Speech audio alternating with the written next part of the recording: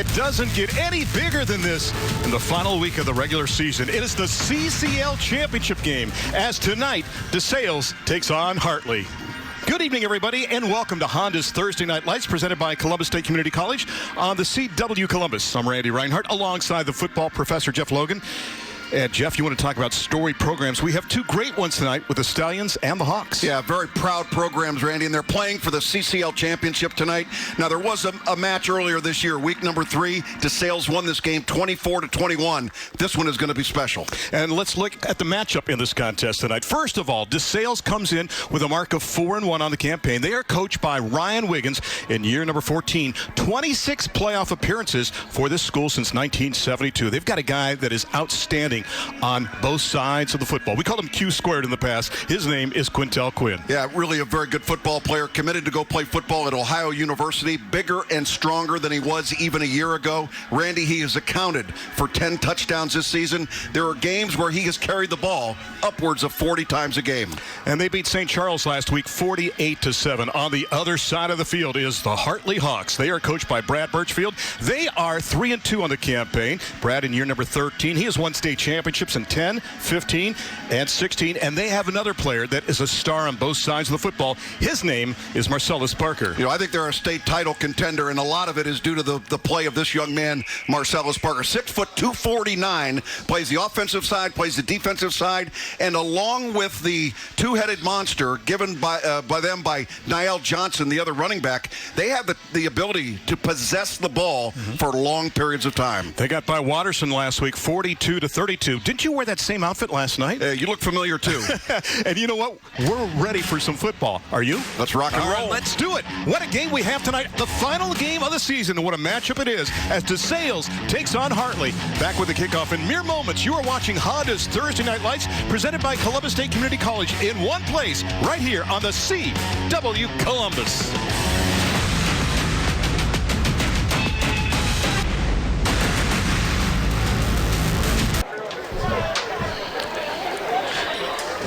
And welcome back to Jack Ryan Field. It is time now to meet the third member of our broadcast team. To the sidelines we go, and the legendary Mike Todd.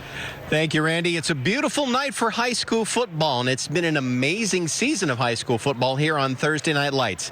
10 games in 6 weeks, and in no small part to the hard work of Randy Reinhardt. This man worked the phones with athletic directors and administrators to make this happen this season. Well done, my friend. Thank you very much. I was not in it alone. You guys all helped. You, Mike Todd, Gary Puckett, Dean Marini, the entire crew at the CW, and also at Image Video as well, too. Thank you for everyone's help. Time now to check out Honda's keys to the game. First of all, for DeSales. Well, we touched on it in the open, Jeff. The Mighty Quinn has to live up to that song from back in the 1960s. And Parker. They have to keep Marcellus Parker in check on offense and defense.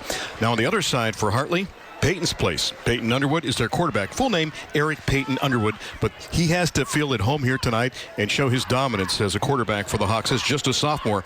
And whittle away means they have to keep the quarterback for the Stallions in check. And Whit Hobgood, who gets the nod tonight, 6'3", 205 at a junior. He has passed some 17 times for 332 yards, 2 touchdowns, and 3 picks. Now, they have another quarterback at DeSales in Nicky Pentello, who is injured right now, but he should be back for the playoffs at 5'9", 170, and a sophomore. It gives him another dimension. 2 quarterbacks, one a pretty good pocket passer, and the other guy that can throw the ball, but also has mobility to run on the RPOs. Yeah, they really liked what they had at the beginning of the season when they had both of those quarterbacks available to them. I saw Nicky down on the field before the game. He's in street clothes, absolutely ruled out of this game, but should be ready for the playoffs, which begin in 2 weeks for both of these teams, because both of these teams drew a bye in week number 1 for the playoffs. But you start looking down the road, Randy, it's not far-fetched to think there might be a third rematch of this season. Or to say that DeSales, Hartley, and Watterson are perhaps 3 of the top teams in Division III in this region. Now, as you look at Brad Birchfield, the head coach of the Hawks, they will have a bye, as you mentioned, the first week. They'll take on the winner of Western Brown versus the Plains Athens in 2 weeks. And then on the other side for Ryan Wiggins and the Stallions, they will take on the winner of Wilmington and Marietta in a couple of weeks. Didn't there used to be a halfway decent football player at the Plains in Athens? Name escapes me. I think he's playing for the Bengals now at quarterback. That's the home of Joe Burrow, He guys. should not have escaped Ohio or the LSU Tigers because now he's stuck with the Bengals. Well, what a terrific opportunity for that young man, Joe Burrow. Hartley won the toss and deferred. DeSales will receive on your left. Game time conditions, 56 degrees, 4-mile-an-hour wind out of the north, and cloudy skies right now. And tonight's kickoff is sponsored by Ohio University. Your path to success is guaranteed. So the Hawks will boot it, and ironically, guess who the kicker is for the Hawks? It is Ryan Hawk. Apropos with that name, 5'10", 165, and a senior.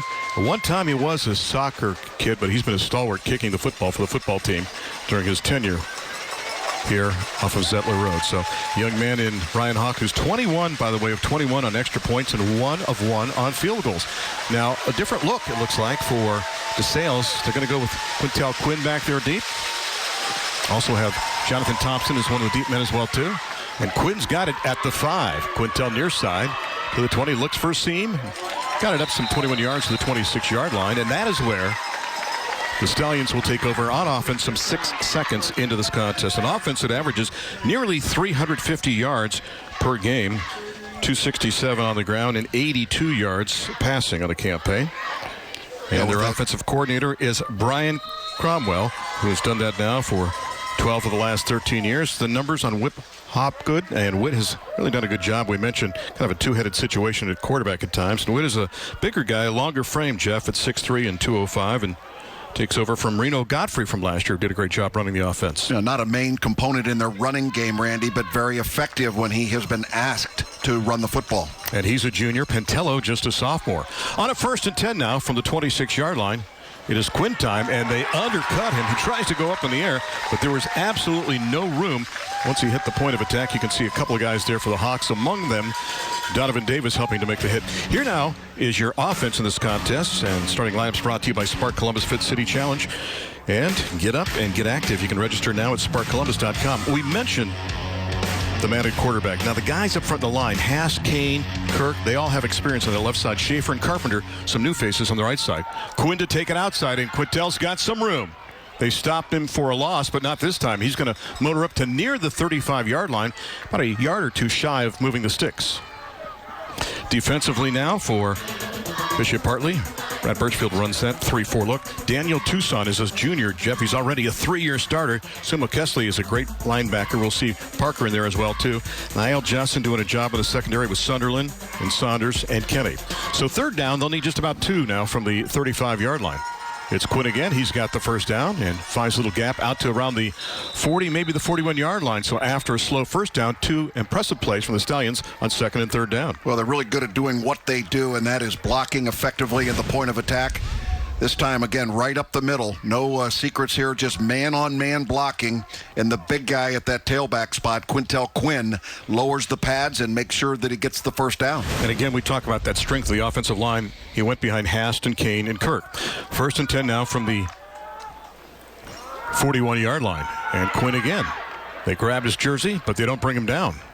Gets up to around the 45 before he's pushed down on the play. Stallions' offense is one that, you know, they've gone to more of a shotgun style, but, Jeff, that doesn't mean they throw it a lot. They're still pretty much run-oriented out of that, but they can run some option out of that as well. I think it gives the quarterback the ability to be able to read a little bit better what the defense is doing if you're going to run the read option versus under center where he's got to take a couple of steps back, where he's somewhat turning his back to the defense. This gives him better vision.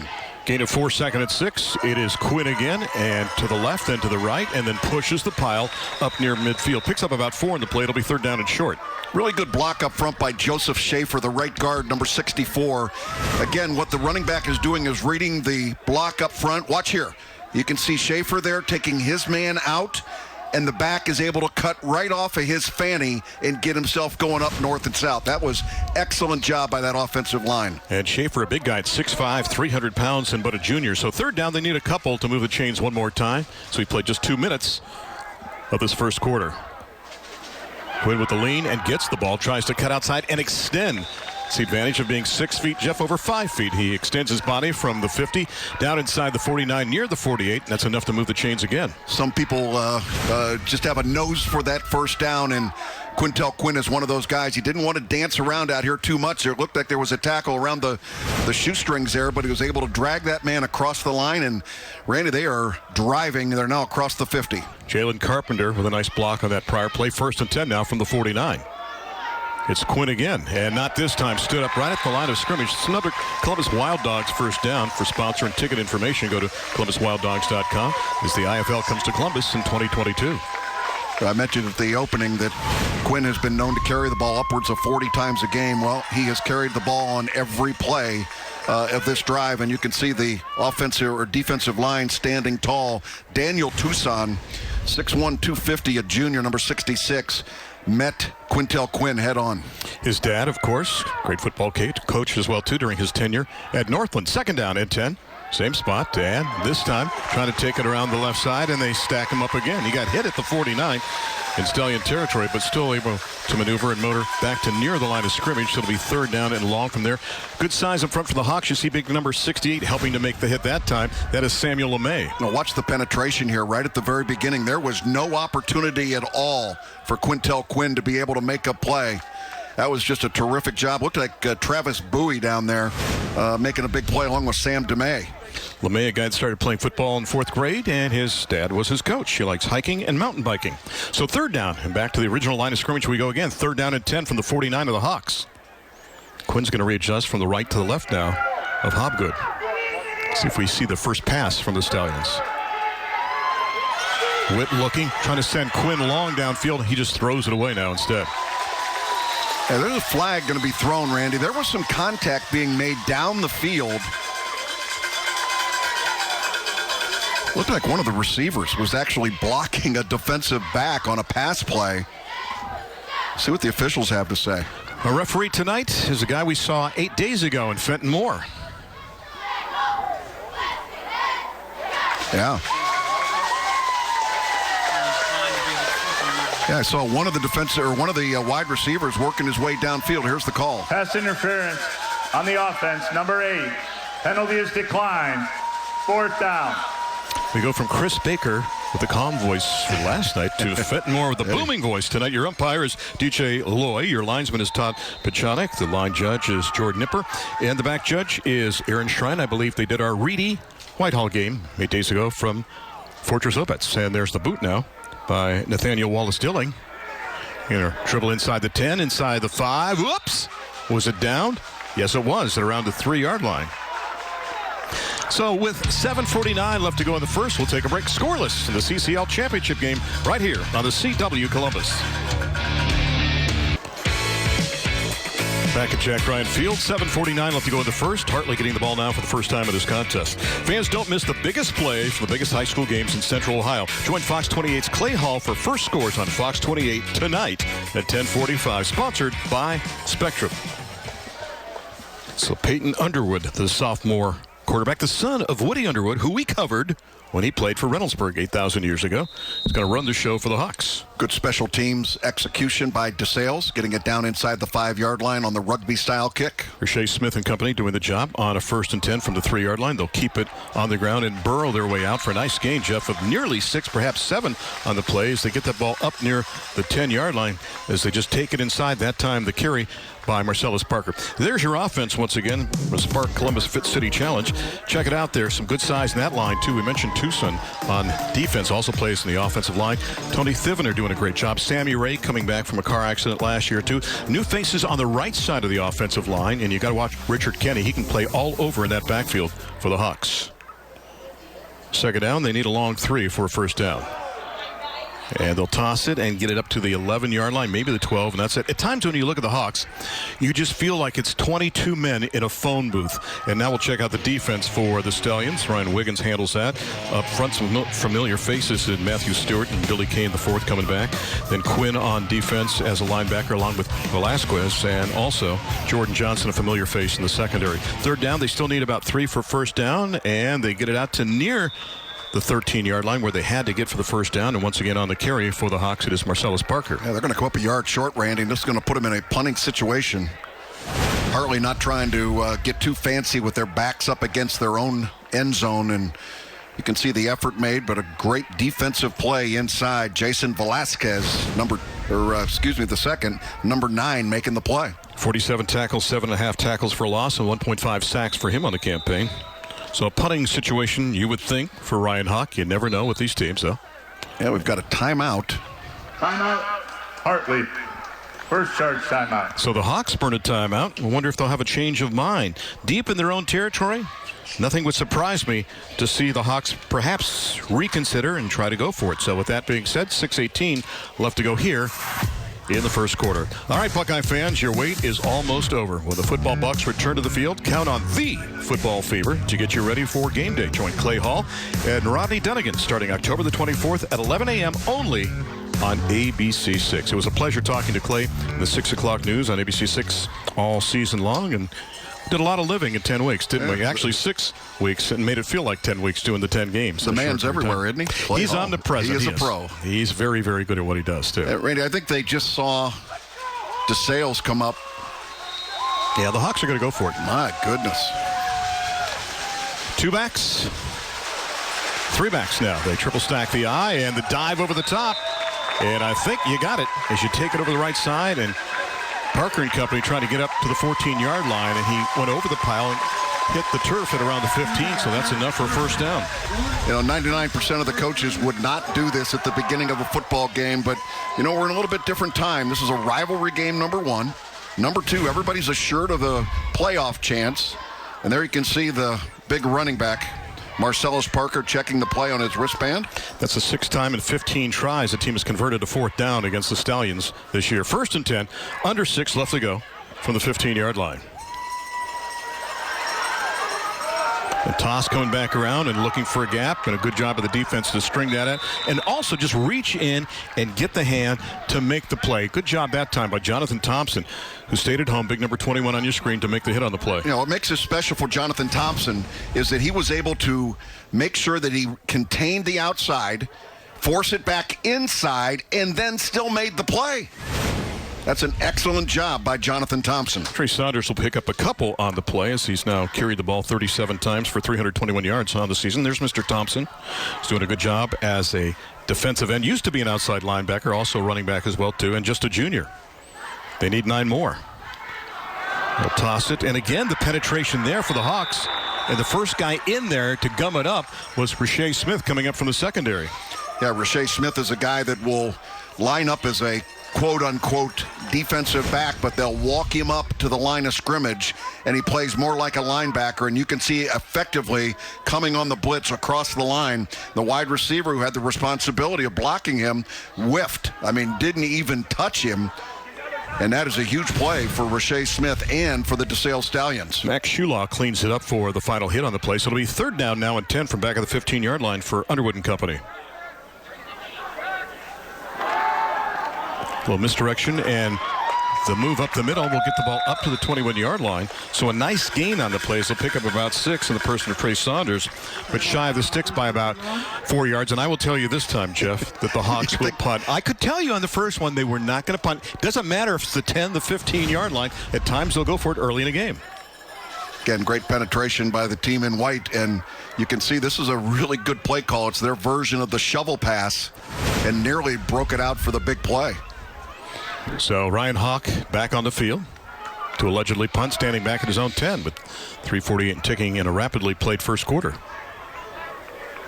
A gorgeous night for high school football. The trees right now, Jeff, just starting to turn. And there's that little rugby move to the right, and will hit and trickle across midfield. It'll back away from it.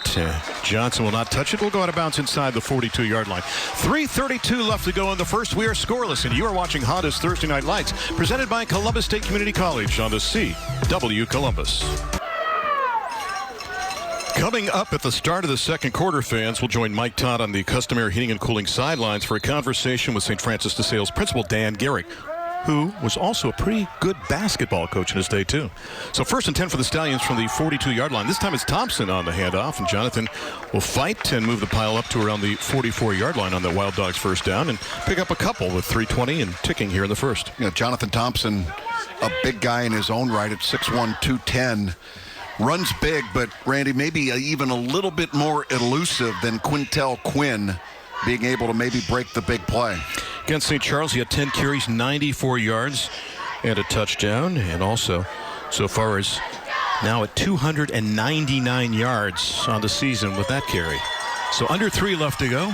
Speaking of 3, that's just about what they picked up, maybe a yard shy of that. Second down, about 8, with 2:50 left to go here in the first. Hopgood wants to throw, and the pass was picked off.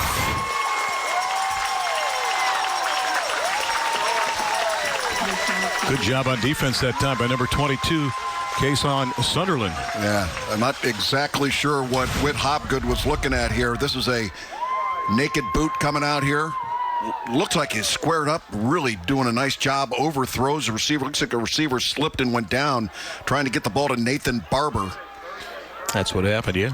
Did he have the ball, Randy? He dropped it. Dropped it right there. Sunderland, an honor student, quiet, but an effective leader as well, too. Third down, we'll call it 8 from the 44-yard line. Hopgood wants to throw again, too. Across the middle, has his man at midfield. Nice little stutter move that time. And with that move, Jordan Johnson, Jeff, I think has enough now for another Stallion first down. 13 receptions coming into tonight's ball game. He's their number 1 target when they like to throw the football. That time, a little crossing route coming over the middle after a couple of receivers had cleared the middle. Good protection by the offensive line. And how about the mechanics of quarterback Whit Hopgood? Looks really good back there, delivering the ball on target, on time. And by the way, Johnson had a 31-yard touchdown catch from Pintello, the only completion in that first game when the Stallions beat the Hawks 24-21. On the ground, they'll keep it this time, and going nowhere is Quinn. He is wrapped up in the do-si-do. Was that LeMay or Tucson who got to him? It was LeMay who got him right behind the line of scrimmage and just did a square dance with him. Yeah, LeMay is very active in there. Great feet, great hands. You can see the penetration again. And that was kind of a slip block that they're basically trying to have that defensive tackle move to the outside of the offensive tackle, but a little bit of miscommunication with the left guard and the left tackle blocking the same guy, and Sam LeMay came free. They lose one on the play with about 96 left to go in the quarter. It'll be second down and 11 now from the 49-yard line. Hopgood looking left downfield and going long. Pass is at the 20-yard line and incomplete. It was a ball that was not a jump ball, but nearly a 50-50 ball, as Johnson was the intended receiver. No, that was terrific coverage. Really a well-thrown ball, too. But Richard Kenny, the cornerback at 5'10", doing a perfect job looking back for the football. How many times do we talk about, Randy, the importance there, and nearly came up with the interception. No interference there. Good play by both sides. Excellent job by Richard Kenny. Kenny's just too good of an athlete to keep on the sidelines. A great guy on offense and also outstanding on defense. They'd like to rest him a little, but when you got that kind of talent, the bench is not his home. Third down, they need more than 10. Hopgood straight back to throw now. Looking left and now going long downfield. Is it the same pattern? And the pass incomplete at around the 10-yard line. And this time the intended receiver was Nathan Barber. Yeah, Barber's got to remember to go get that football, because in the COVID era, again, the referees are not touching the football, as we've reminded everybody throughout the season. But the first time you're joining us, refs don't touch the ball. You got to bring it back and hand it to your center. They throw a little orange beanbag down on the ground where you're going to place the football, and that's where it starts. And now a punting situation for the second time. High snap, but pulled down by Wallace Dilling. And there's the boot, and it's going to dribble inside the 20-yard line and be touched there with 1:14 left to go, and the Hawks will get it back. Still scoreless in this contest. Fans, the First Warning weather experts make it easy for you to stay weather aware with up-to-the-minute information that's available to you wherever you are. Enjoy the game, enjoy fall, and count on the First Warning weather experts to be on your side morning, noon, and night. Do you like the fall, sir? Absolutely. Really? Illegal formation on the kicking team. 5 yards penalty. That 5 yards will be tacked on to the end of the kick. So there you go from Fenton making that call. So we'll add 5 and move the ball out to the 20-yard line with 1:14 left to go.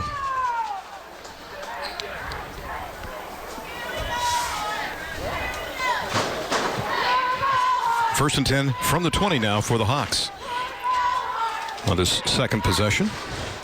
Last year, the Hawks 12-2. 2 years ago, 9-3. 3 years ago, 11-2. 4 years ago, 13-2. Brad Birchfield's mark at the school is 135-30. You're 105 games over 500. I think you're doing okay. First and 10 now from the 20. Saunders in motion, going long downfield with that throw. And it's a jump ball at the 48-yard line, and the pass incomplete. The ball went up, but didn't go as far downfield, I think, as they would like, as the intended receiver on the play was Richard Kenny. Yeah, that's not one that anybody's going to be very proud of. Let's watch the mechanics back here. Set, the throw. He got hit just as he threw the football, which obviously affected the ball, and I think Hartley very fortunate that ball was not intercepted. Jackson Carawan coming up to make the play. So with 1:07 left to go, 2nd and 10 for the Hawks on the 20-yard line. We talked a lot about Marcellus Parker, but, Niall Johnson is a guy that's carried it 82 times for 517 yards and 4 touchdowns. Let's see if he is going to be a factor here in this contest. And they'll hand it off, and this time they'll get it up to around the 22-yard line. Got lucky that time, as it is Johnson on the carry, the 5'10 junior. First time these teams met in week number 3. DeSales was a winner in that game, 24-21. And look at how their season has gone. DeSales averaging about 34 points a game. Hartley averaging about 33 points a game. And Johnson again trying to bounce it outside. Can he get up to the 30? He does, and cuts it upfield. Niall Johnson midfield, the cutback move, and brought down inside the 45-yard line. They needed a big conversion on 3rd down, and Niall was the man. Well, it's critical that you don't lose contain if you're the outside man, and that time the defensive end out there, Jonathan Thompson, got sucked inside looking for the play to come in, and Niall Johnson was able to bounce it outside. Watch here. Play's designed to go inside, but the man in charge of the contain not there to be able to make the play.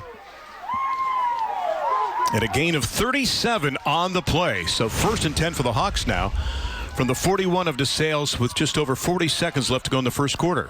Yeah, Richie Smith over there as well. That walk-up linebacker, you see him at the bottom of your screen. That is a contained guy. And the toss, and they'll take it off the left side and get it down to maybe the 38, perhaps the 37-yard line. It's that time it is Johnson on the carry again. I mentioned, we hadn't seen much of Johnson, and they're making up for lost time now as he's had it, 3 or 4 consecutive plays. Under 30 seconds left to go in the quarter. That man had 90 yards and a touchdown in the second Watterson game, and he had 101 in the first meeting, so just about 200 yards combined for Niall Johnson. And with that being said, Hartley's going to let the first quarter evaporate. Under 10 seconds left to go, and after the first 12 minutes, we have a stalemate in the CCL championship game between DeSales and Hartley. Back with the second quarter and a special guest with Mike Todd when you come back to Honda's Thursday Night Lights, presented by Columbus State Community College, right here on the CW Columbus. Happy to be joined by the principal at St. Francis DeSales. This is Dan Garrett. Thank you so much, Dan, for joining us here on Thursday Night Lights. It's a unique kind of year everywhere as far as high school goes.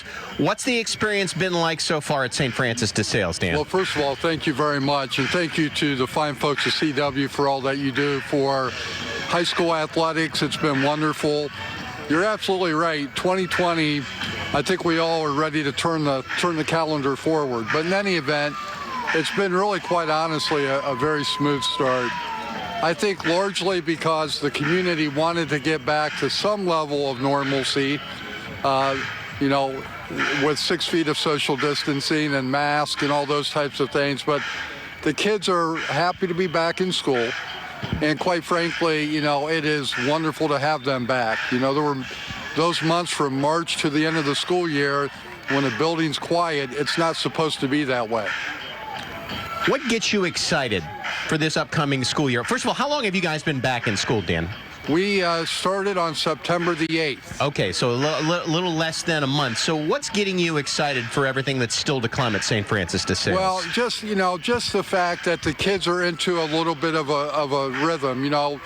With the size of our school, we are back in a hybrid mode, which means that we can only have half of our school in session at any given point in time. And so for teachers and students alike to navigate being remote one day and being in session the other, that takes a little bit. But quite frankly, I could not be more proud. Next week actually is our midterm week of quarter one, which is hard to imagine. Wow, already. Yeah. Okay. So what's it been like this week at St. Francis DeSales, knowing you guys are going to be on Thursday Night Lights once again? What's the emotion been like in the hallways? Exciting. And it seems fitting to me that 2 perennial powers, St. Francis DeSales and Bishop Hartley, are matching up once again. We had a great game just a few weeks ago at our place, and I would assume that tonight will promise much of the same. All right. Well, Dan Garrick, principal at St. Francis DeSales, once again, thank you so much for joining us here on Thursday Night Lights. Guys, back up to you. On a big fourth down play now for the Hawks. They need a couple to keep the drive alive, and they will get that and then some. Inside the 30-yard line, all the way down to around the 27-yard line, and it is Kessley on the carry that time. So it was Johnson for a couple, then the little bubble pass to the far side where we almost had a fumble, and now the fourth down conversion. Well, good charge by the offensive line, and you can tell that head coach Brad Birchfield not shy about going forward on fourth down. Third running back that we've seen carry the ball tonight, Sumo Kessley, the senior at 6'1", 235. They got a bunch of guys packing heat back there, just bringing it. And on top of that, Jeff, they will move him around from a running back to like a fullback to a wing back to a guy as a wideout that'll come around on a jet. This time it's Johnson around the left side on this Columbus Wild Dogs first down and slides and glides maybe to just inside the 26 near the 25. Resetting the scene for you. 4-1 the mark for DeSales on the campaign, and 3-1 in the league. And for Hartley, they're 3-2 and 3-1 as well in the CCL. The lone loss for the Hawks in league play is to DeSales, and DeSales lost in league play to Watterson, and that was in double overtime. Watterson got a 2-point pass to win that game. A final tally of 35-34. So they've played Watterson twice now, DeSales has. A little difficult. Once in overtime and once in double overtime. A little difficulty getting the play in. Second down and 9. We'll watch the back judge to see if the arm goes up. And there it is. 4, 3, 2, 1. Yeah, and they better take a timeout. Yeah, the sideline took the timeout. Quarterback Peyton Underwood unaware that the time was running out. So they burn it. 2:59 into the second quarter. Still scoreless here on a special Friday edition of Honda's Thursday Night Lights, presented by Columbus State Community College on the CW Columbus.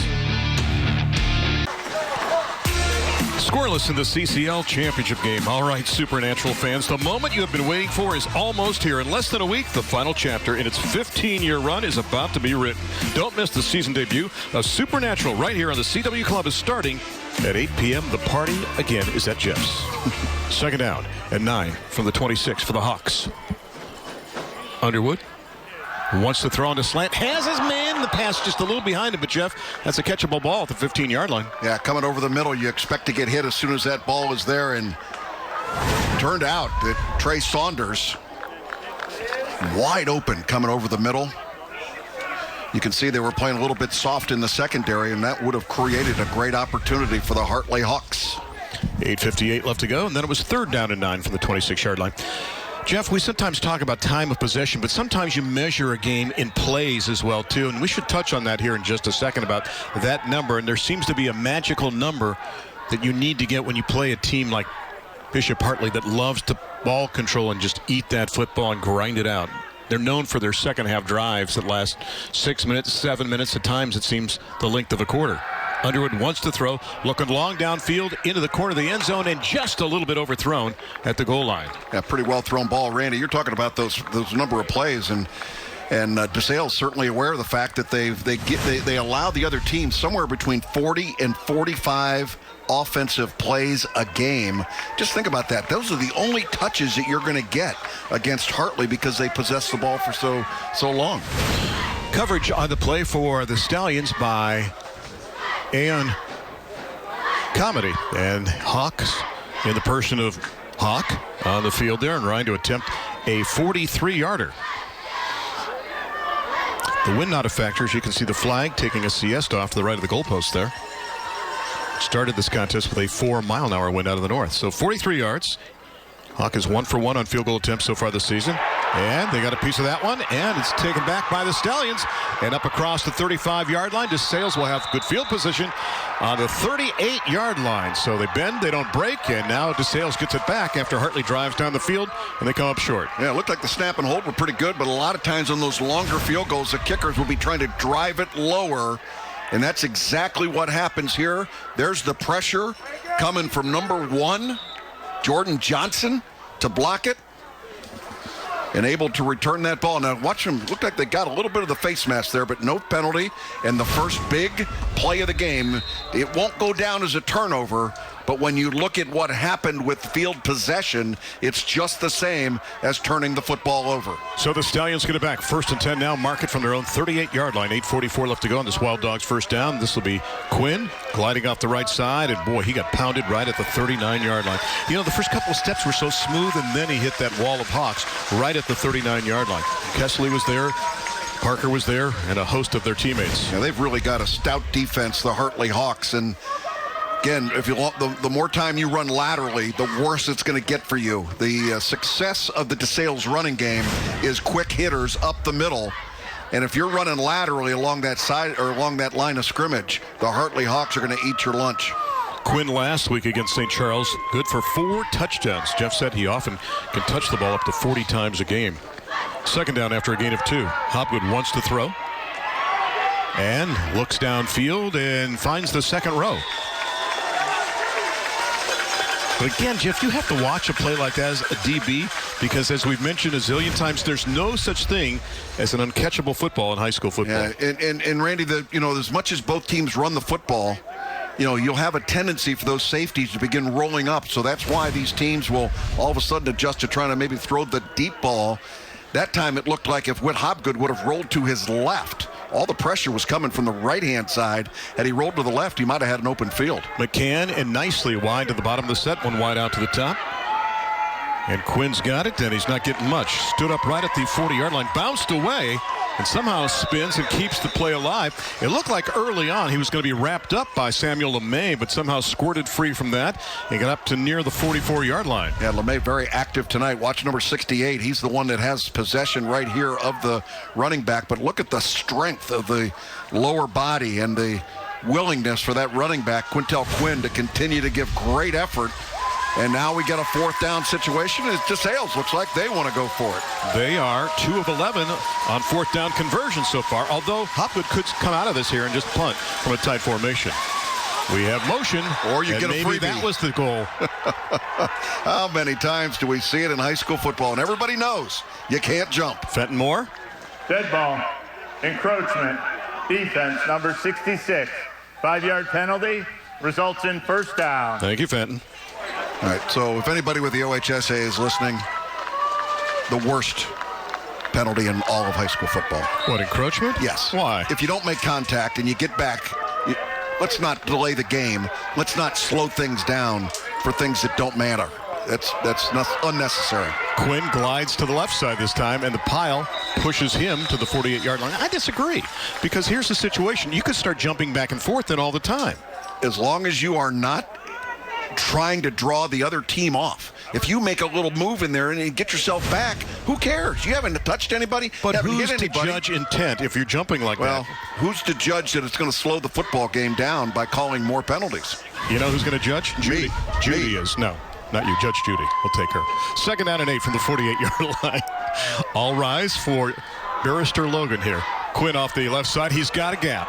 Takes it inside the 40, the 35-yard line, and he's got enough for a 1st down. Who would you change pass interference into? Not a chance. Okay. Not a chance. But I wouldn't change anything that Quintel Quinn just did on that run either. That play designed to go inside. But there's a flag. Able to bounce it back, but maybe it was encroachment. Holding. It's holding. Number 61 on the offense. I'm going to face guard you in about a minute. 2nd down. That's one thing I would change. That's too bad that there was a holding call, and you can see the offensive line asking, was it me, was it me? And watch this move here. Whoops. Broken ankles right there at the line of scrimmage, and Quintel Quinn making people miss, but a holding call is going to take them back. But wouldn't you want to change face guarding? Because I think it teaches bad defense to allow a kid in high school football to go ahead and do that. When you get to college, you can't do that. Yeah, I agree. I think that's a call that they ought to take a look at. But I'm really serious about the encroachment thing. I just think that it creates a reason for a delay that is unnecessary in high school football. 2nd down and 16 for Hopgood and company. It's Quinn time, and he's going to maneuver to the right side, and he's got a nice gap. Oh, what a dip move. That move got him free, and he got the 1st down. Jeff, that looked like a 5-yard gain. Instead, it's going to be about 20. That was Jonathan Thompson actually. On that move. Yep. Thompson takes to the outside. We talked about him being more elusive, maybe, than Quintel Quinn. But again, he's able to jump step and get downfield and make people miss. Hops over top, gains it most of the penalty back, got it all back, Randy. So now it's 2nd down and 10. Picks up 19 to move the sticks. It's another Columbus Wild Dogs first down here inside the 40. First down. To the 37 with 6:08 left to go. Still looking for that first score to dent the board here. And this time inside the 32 to the 31-yard line. And, you know, that time against Thompson. And, Jeff, when you look at the relative strengths of these two guys, I would think we're looking at a scenario sometime soon. We'll see both of those guys in the backfield at the same time. Thompson with a nice gain to inside the 32. It'll be second down from there. They're halfway home. They need 5 more. But not this time. Great interior defense by the Hawks to stand that up. And once again, the penetration coming from Sam LeMay. Right now, they do not have the ability to block LeMay. He's getting in the backfield too easily. It's the coolest halftime show in Central Ohio. Coming up in just a few minutes, we'll break down the hottest stars and the coolest plays thus far in the Custom Air Heating and Cooling cool plays of the first half. Our thanks to Custom Air for their support. All the great sponsors we've had this season. And you're talking about putting a schedule together. Imagine doing it 3 times like we did and still having the sponsors and the partners that supported us no matter what. And that's what we had. And Hobgood on the keeper this time. Witt shows you that he can run, Jeff. He's got long strides and he can motor. Again, he's only carried the ball 24 times, and it's generally out of need other than by design. But this one is a read option. He saw the crash coming down. What an excellent job by by Witt Hobgood as he saw that crash coming down the middle. Watch the eyes of the quarterback. He's reading there, takes the ball. Great pictures from our end zone camera guys. Good work there. And a first down, and they are cooking. Inside the 20 at the 19, a gain of 15 on the play. 4:40 left to go in the first half. We're inside the Scott Schiff and Associates red zone. Well, I tell you what, that was a tag team between Quinn and Hobgood as to who was going to have the football, and it was Witt who kept it. But at the last minute, it looked to me like Quinn wanted the ball like we saw last night. Yeah, the mesh point was not very good here. You can see the snap was a little bit low. I tell you what, he's lucky he held on to the football. No kidding. Good decision, but more importantly, ball security, the number one job of that starting quarterback. Hobgood doing a good job of hanging on. Still inside the red zone, but not much of a gain. Maybe 1 on the play, 2nd and 9. 4 minutes left to go in the first half. Hobgood to keep again this time, and all of a sudden he's become an option quarterback here inside the 15. Kessler makes the hit. He's gliding down to around the 14 or the 13-yard line. Yeah, we're talking about those defensive ends on the Hartley Hawks are just crashing down on that dive play. So put it in the belly and keep it. You can see again, that was Daniel Tucson, the defensive tackle, crashing down. Quarterback's got that read. He's got to keep the football. Ball just inside the 15-yard line. It'll be 3rd down from there, and they need a half dozen. This time it's kept on the ground, and Thompson tries to bounce it outside, and a good undercut that time. Great job by Trey Saunders to follow and kind of almost spy Thompson on that play and knock him down before he gets to the sticks. Yeah, Saunders, a strong safety, making the read here, and you can see that play should have been stopped up the middle, but the elusive Jonathan Thompson gets outside. But what a decisive tackle by Trey Saunders. The ball resting inside the 12-yard line, so a field goal attempt, it looks like, of about 28 yards for J.J. Boffman, who is 3 of 4 on field goals, 2 of 2 from 20 to 29 yards. There's the snap, there's the kick, it is up, and it is good. Just made it inside the right upright, so with 2:43 left to go, we have our first score in this contest. 3-0 DeSales. Will take a break on a special Friday edition of Honda's Thursday Night Lights, presented by Columbus State Community College on the CW Columbus. It is 3-0 DeSales late in the first half, and just a reminder as the first half comes to a close, stick around. We'll hear from the leading coach and then the trailing coach in the Bob Evans Coach's Corner with our very own Mike Todd. We now officially own him, so he is our very own Mike Todd. We were leasing him for a couple of years, but the story is Mike Todd and I were in Lamaze together. Not as a couple. I don't want to hear this. I just want to clarify that. This is weird. 28 years ago, we each went through that. Here's your Hilliard Lawn and Garden scoring summary. 13 plays, 62 yards, and it took half a quarter to do it. And a dribbler that's covered up nicely by the Hawks at the 26-yard line. Corralled right there on the play for Hartley by number 23, Andre Hodge. You didn't go to Lamaze class? I certainly did. Okay. Could have gone with Mike. I'm not going there. That's how we met. 28 years ago. I'm a little concerned that you remember people that you might have met in a Lamaze class. That makes you the absolute cornucopia. 38 years of doing this. I remember a lot of things. Cornucopia of worthless information. But I've forgotten even more. Amen. 1st and 10 from the 26-yard line. Yep, it's the end of the season, folks. Yeah, there 2:42 left to go from the 26 for the Hawks. And they'll keep it on the ground. And they'll get it out to the 29, maybe the 30-yard line on the play. It's that time. Kind of a slow developing play. It's on the carry that time for the Hawks is Trey Saunders. We mentioned 36 carries coming into this contest. A young man who likes math and video games. And a guy, Jeff, that's coming back next year, too. He's a junior, so you got some youth as the specialists when you look at the Hartley Hawks. Yeah, and also look at your quarterback, Peyton Underwood. Just a sophomore out there running the show. Quick pop and a dangerous pass. Great read. And a great job on the play. That hit was made by, I believe, number 19 for the Stallions, Trey Smith, who was waiting for it. Yeah, Smith came up to make the play. That was awesome. He lost contain earlier in the football game, but this time he had his read right on, and that is a terrific play. Good job by Smith, and now the Stallions will burn a timeout. Watch the pass. It is complete, but just barely, as they get it out to Kenny. And now the timeout taken by DeSales. Unofficially, that is their first timeout taken with 2:10 left to go, and they set the Hawks up in a situation now where it's 3rd down and long. So Jeff will be kind of recapping and doing some mental montages of the season here throughout the evening, but I would have to say this has been one of our stellar seasons that we've ever done, so we'll touch on that throughout the evening. It's been unique. There's no question about it, and congratulations to all the programs that have been able to continue to have this football. Amen. At the end of the second quarter, it's the Music Go Round halftime show tonight. Mike Todd takes you inside the world of Music Go Round and the great opportunities that await parents and children. And thanks again to another great partner in Music Go Round. They have been just outstanding supporting our halftime shows and supporting the world of music. As a guy that knows what it's like to march in the past as well, too, and a son who was in marching band, and it's a great experience. And we've got some people out here that I know for DeSales, they have a guy that would march at halftime and also play in the football game. 3rd down and 8 for the Hawks. And over the middle, dangerous pass, incomplete. So now DeSales burns 1 timeout.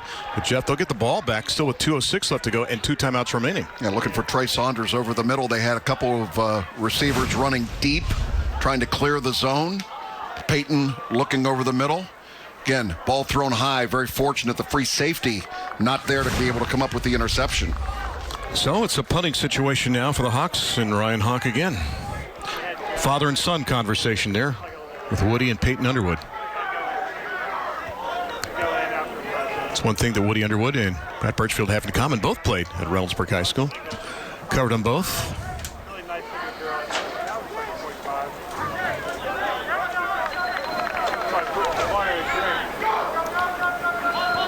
Hawks got it and booms one. Great punt by Ryan Hawk. Johnson retreats to his 30-yard line. Now gives ground to the 24. Trying to find an opening to the far side, and he's got one. Up across the 40, midfield, down the sidelines, and runs out of real estate inside the 40-yard line. And what a return to set up DeSales on a short field with 1:50 left to go in the first half. Well, he is quite an athlete, and that time we've talked about the out-kicking your coverage, and that's exactly what happened here. The Hawks could not get down there, very returnable, and look at the wall being set up last night in our game at Reynoldsburg.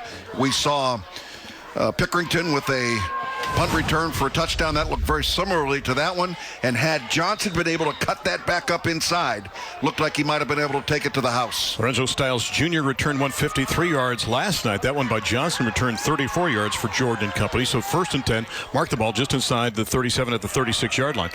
Nice little move, sidestep to the left, and Quinn cuts it back inside and picks up about 4 on the play, and you start measuring that clock now with just over 90 seconds left to go. Randy, think about the importance of special teams, especially in a rivalry game like this. Now, early in the football game, we had a blocked field goal try that I call it a turnover because you get the ball back in great field position. Here now on a long punt, you have a terrific punt return, bring it back to about where the line of scrimmage was. That's another turnover-like play. Hop good on the keeper this time. Oh! Helmet contact and knocks the ball loose. High contact, and it squirts free inside the 25-yard line. The Hawks think they have it. They're fighting. The scrum's still breaking out. They're signaling Hawks football. Although the Stallions come up with it, it'll be Bishop Hartley that had it when the whistle blew.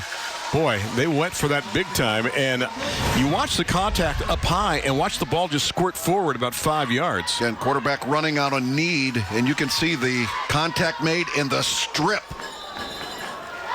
Dylan Newsome making the hit, the inside linebacker. That was pretty terrific. Good job in there, stripping the football. And in the scrum, the Hawks came up with it, and that one does count as a turnover. Thank you very much, and they'll keep it on the ground. Oh, the ball squirts free, and it's taken back by DeSales now. Squirts up high, and it's Comedy who's got it. Speaking of comedy, what the heck is going on here? This ball's flipping all over the place. They're going to have to put a handle on it. And Comedy comes up with it, and that ball was just right into his breadbasket. Inside handoff. Looks like he's doing a pretty good job. But there's the strip. That's right Quinn there. that hit Yeah.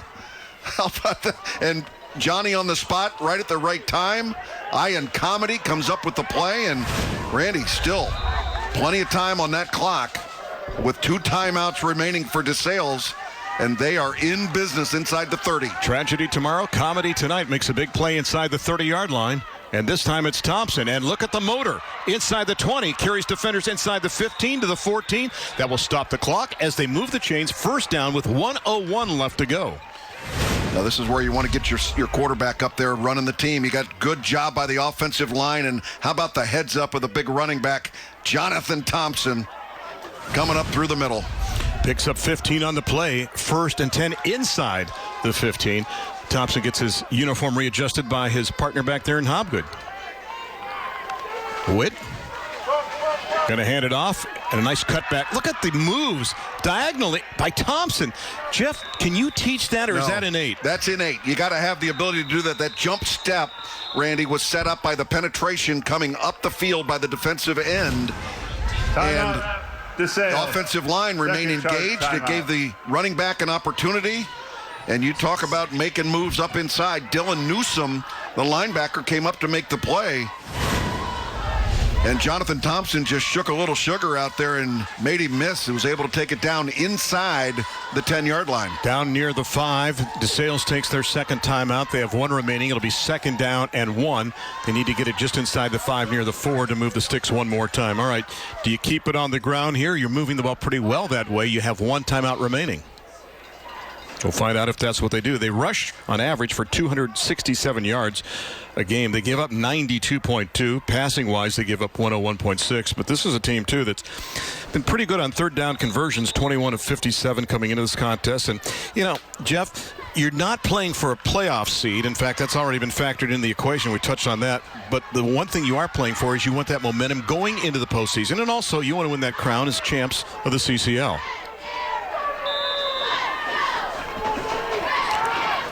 Hobgood's got it. That's Quinn. Quintel trying to get to the corner. Inside the 5, the stiff arm, and he's got the touchdown. Quinn gets the first 6-pointer in this game as he takes it in for the 10th time, and that is your Ramos Roofing touchdown. For a free estimate on your roof, text or call 614-761-ROOF, and then it was 9-0. Yeah, quite frankly, Randy, this is a play that defensively they handled it pretty well. They stretched it out, but this is the pure size and athleticism of number 28, Quintel Quinn, over and just physically overmatched corner, just bullying his way into the end zone. And Kason Sunderland at 175 pounds didn't have a prayer.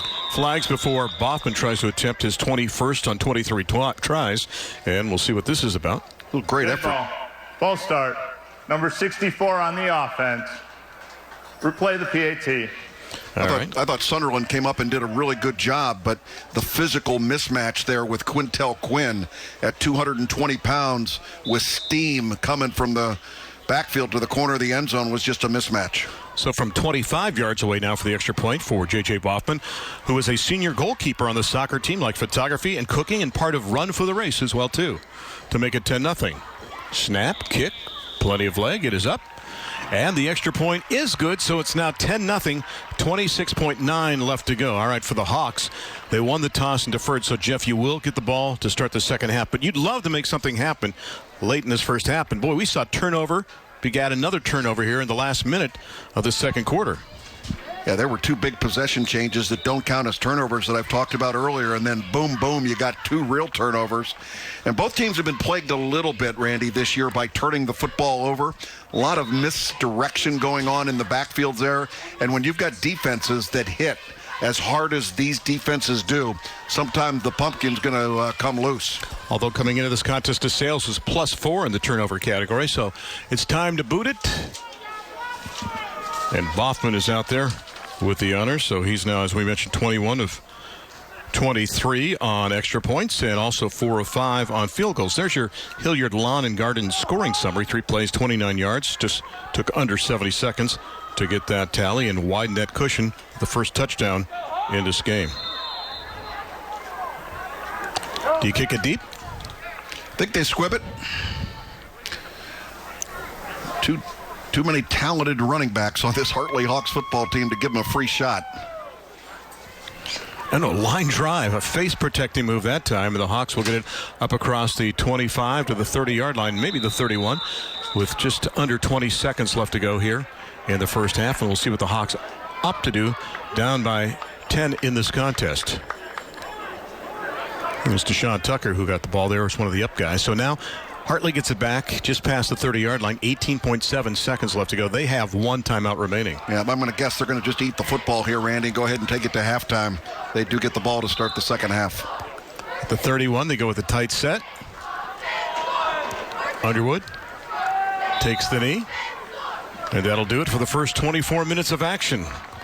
Impressive first half for DeSales. And Jeff, they're trying to do something that's hard to do. You know, they're facing the Hawks a second time, trying to beat them 2 times in a period of 3 weeks. And we mentioned, too, there's a chance these teams could meet for a 3rd time in the postseason in Division III. Well, and what DeSales has done in the first half, at least, is given Hartley some of their own medicine in possessing the ball for long periods of time. That was the one thing that Ryan Wiggins, the head coach of DeSales, was concerned about.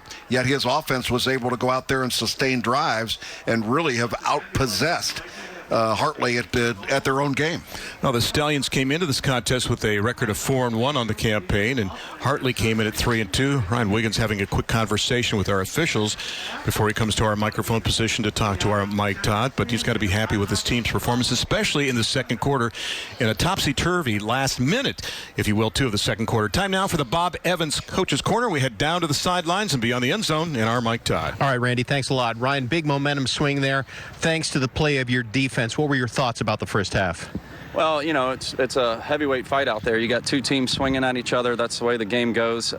We made a couple stops. I thought, you know, we had field position a couple times, and they were able to get stops, and then we made a big stop on the field goal. And the turnover right now is the difference in punching one in. So, you know, it's going to be the same in the second half. It's going to be a fist fight to the end, and we're going to have to try to keep up our energy and our physicality. All right, Ryan, thanks a lot. Thanks. Good luck during the second half. Guys, back to you. Welcome to CCL football. That's No what it's kidding. all about. We'll take a break here at halftime on the Music Around Halftime Show, which is just around the corner. What a first half we have here in the CCL Championship game. 10-0. DeSales leads on this Friday edition of Honda's Thursday Night Lights, presented by Columbus State Community College here on the CW Columbus.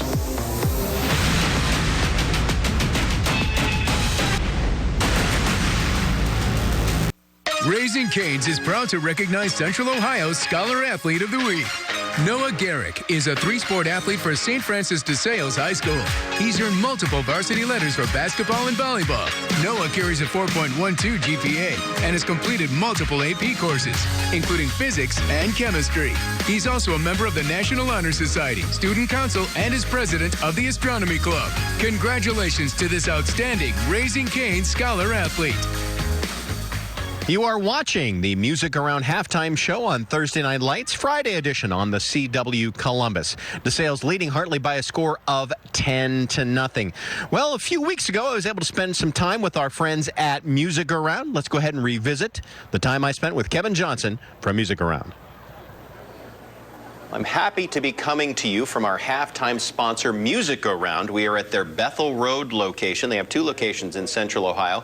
And I'm happy to be joined by the owner of Music Around. This is Mr. Kevin Johnson. Kevin, thank you so much for taking some time to talk to us. How long has Music Around been in Central Ohio? We've been in Central Ohio since 1996, 24 years. If a customer still doesn't feel comfortable coming into your store, is there still a way that they can shop for musical instruments or other things like that? Absolutely. We have a very extensive website with pictures of all the stuff we have. You can buy it with curbside pickup. And we're also doing buying where you can schedule an appointment and do a curbside pickup for your buy and call you in the parking lot with your offer. So I know that a lot of people have been buying gear from you during this pandemic. You guys have got a little bit of shortage of equipment, and you're looking for folks to bring in some equipment so that you guys can kind of restock some of those shelves. Is that right? Absolutely. We've got some big holes. A lot of people are taking up music because they have free time and the interest. But if you're a person that took it up in the past and are no longer interested, bring your gear to us because we want to get more guitars and amps and drum sets and clean them up and get them in the hands of somebody that wants to play them. But I know you've got a wide selection of instruments. Two of the big items are guitars and ukuleles. Yeah, the ukulele is not just for kids, it's for adults. And it's a gateway instrument to the guitar because it's a lot easier to play, not intimidating. And once you get that mastered, you're like, well, maybe I can take the bigger one and do something with that. And we have band and orchestra instruments, too. Yeah, as I look behind you here and I see some of the band and orchestra, you guys got a wide selection. We have a very good selection right now for back to school. All right. Well, Kevin Johnson from Music Go Around. Once again, 2 locations here in Central Ohio. Kevin, thank you so much for taking the time to talk to us today. Thank you. And a big thank you once again to Kevin Johnson of Music Around. Thank you so much for sponsoring our halftime show. Speaking of which, more of the Music Go Around halftime show is on the way. You are watching Thursday Night Lights. Raising Cane's is proud to recognize Central Ohio's Scholar Athlete of the Week. Emma Bergman is the team captain for the Bishop Hartley Girls Soccer Club. She's earned multiple varsity letters and the John Masters Courage Award. Emma carries a 3.9 GPA, has completed multiple AP courses, and earned an academic letter. She also volunteers her time with the Ronald McDonald House and with St. John's Parish. Congratulations to this outstanding Raising Cane Scholar Athlete. And welcome back to the Music Go Round halftime show at Jack Ryan Field on the campus of Bishop Hartley. At halftime, DeSales leads 10-0 in the CCL championship game. Welcome back inside the press box here at Hartley High School. Randy Reinhardt alongside Jeff Logan. Entertaining first half, and the bulk of the action seemed to happen in the last 2 minutes of the first half. Yeah, like Ryan Wiggins said, it was a heavyweight fight out there, and they were slugging, going back and forth. Very classy effort by both programs and very impressive. Standing by with the head coach of the Hawks is our Mike Todd. Michael. All right, thanks a lot, Andy. Brad, big fight during that first half. What was the message to your team at halftime? Well, we've obviously got to take care of the football. The turnover right before half was a momentum swinger, to say the least. So we've got to do a good job this first drive, second half. You know, no drive is life or death in a game this tight, but it certainly is really, really important that we get some points on the board and get something positive going. All right, Brad, appreciate your time. Thank you so much, guys. Back to you. Guys, thanks for joining us in the Bob Evans Coach's Corner. Time now to check out the stats and highlights of the first half. And Niall Johnson got things going with a nice 33-yard run around the left-hand side. Yeah, first breakaway of the football game, but unable to finish that drive. And the Hawks with multiple running backs. We saw Kesley, we saw Parker. We also saw a field goal attempt of about 33 yards, but blocked by the Stallions. They get it back in good field position. They really do, Randy, and this was a big play for them. And then all of a sudden, you got Thompson coming out of the backfield with a big run for the DeSales Stallions. But they also have more than one runner as well, too. We'll see that in a moment. But there's the field goal that was up and good by Boffman from 28 yards. So DeSales getting their mojo going. And here, Whit Hobgood will take it around the right-hand side, but then lose the handle of the football, and the Hawks get it back, and they think things are going their way. Yeah, this is fumble number 1. Here is fumble number 2. On the next play, the ball pops out. Johnny on the spot is Mr. Comedy, and he's able to get the ball rolling to the ability to be able to score the touchdown here. And here's Quintel Quinn taking it into the end zone. And that's the margin we have here at halftime. 10-0 here as you take a look at the magical numbers from the first 24 minutes. And a lot of offense there for the Stallions and about half as much for Bishop Hartley in the first 24 minutes. Well, if you're looking for an advantage, Hartley only gives teams about 40 or 45 offensive plays for an entire game. The total number of plays for DeSales in that first half, 35, so they've got things moving. Should be a lot of fun for the second half. Stick around for that. At the break on the Music Go Round halftime show, 10-0 DeSales leads. This is a Friday edition of Honda's Thursday Night Lights presented by Columbus State Community College in one place on the CW Columbus.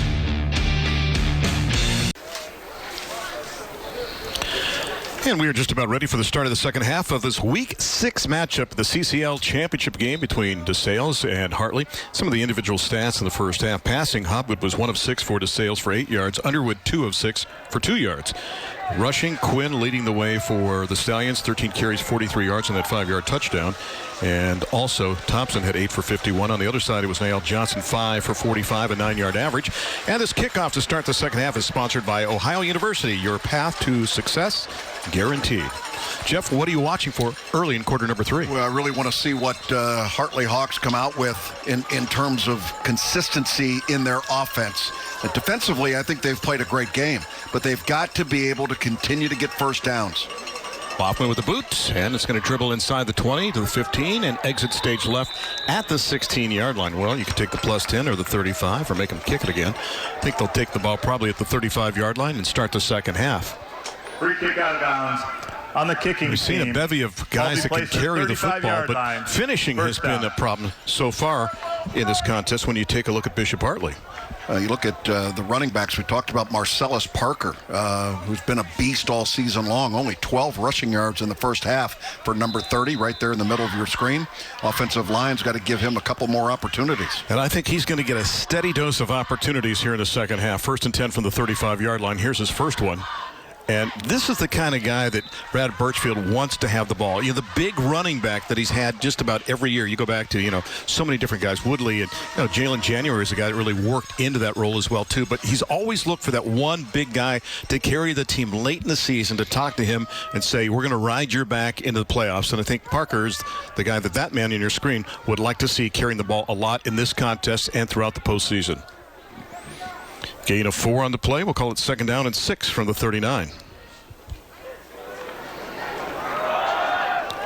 Can he get the first down? He's very close. In fact, he might have it. We'll see where they mark the ball. Hey, guy had to get the ball out to the 45-yard line. It's going to be 1 yard shy. So it'll be 3rd and 1 from there. Well, hand the ball back to the beast. This is just a drive right up the middle, having that big offensive line to be able to create holes for you. Tony Thivner, the left guard, number 53, leading the charge. He's a house captain as well, too. And the pressure there, Quinn and company trying to push him back from the 45-yard line. It depends on where they spot it. And I'm going to say it. We've gone through the entire season. This has never happened before. We've never had a measurement, and we're still not going to have a measurement. They gave him the first down. He had to break the plane of the 45-yard line. You be the judge. Handoff right up the middle. The ball nearly came loose right there. Did the ball cross the plane? Very close. Officials right on top of it. First down for the Hawks. I didn't think we'd go through an entire season without the chains coming out. Still got a little time. All right. From the 45, 1st and 10.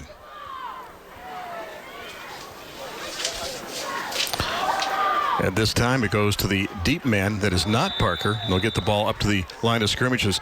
Sumo Kessley is undercut right at the 45. Yeah, by Quintel Quinn, that running back on offense. So, by the way, plays a really good defense. 6.5 tackles for a loss, 3 quarterback sacks. Watch again. Quintel Quinn is going to run the play out here, and boom, goes underneath, goes low, takes Sumo Kessley down for no gain. But, Jeff, that is the heart and soul of CCL football. You have your running back who's also a linebacker, and the 4-3 defense, sometimes the 4-4. I mean, when I think of CCL football down through the years, I know I've covered it for 38 years. I've been the voice of it for the last 10. That's what I think about. 2nd down and 10 from the 45.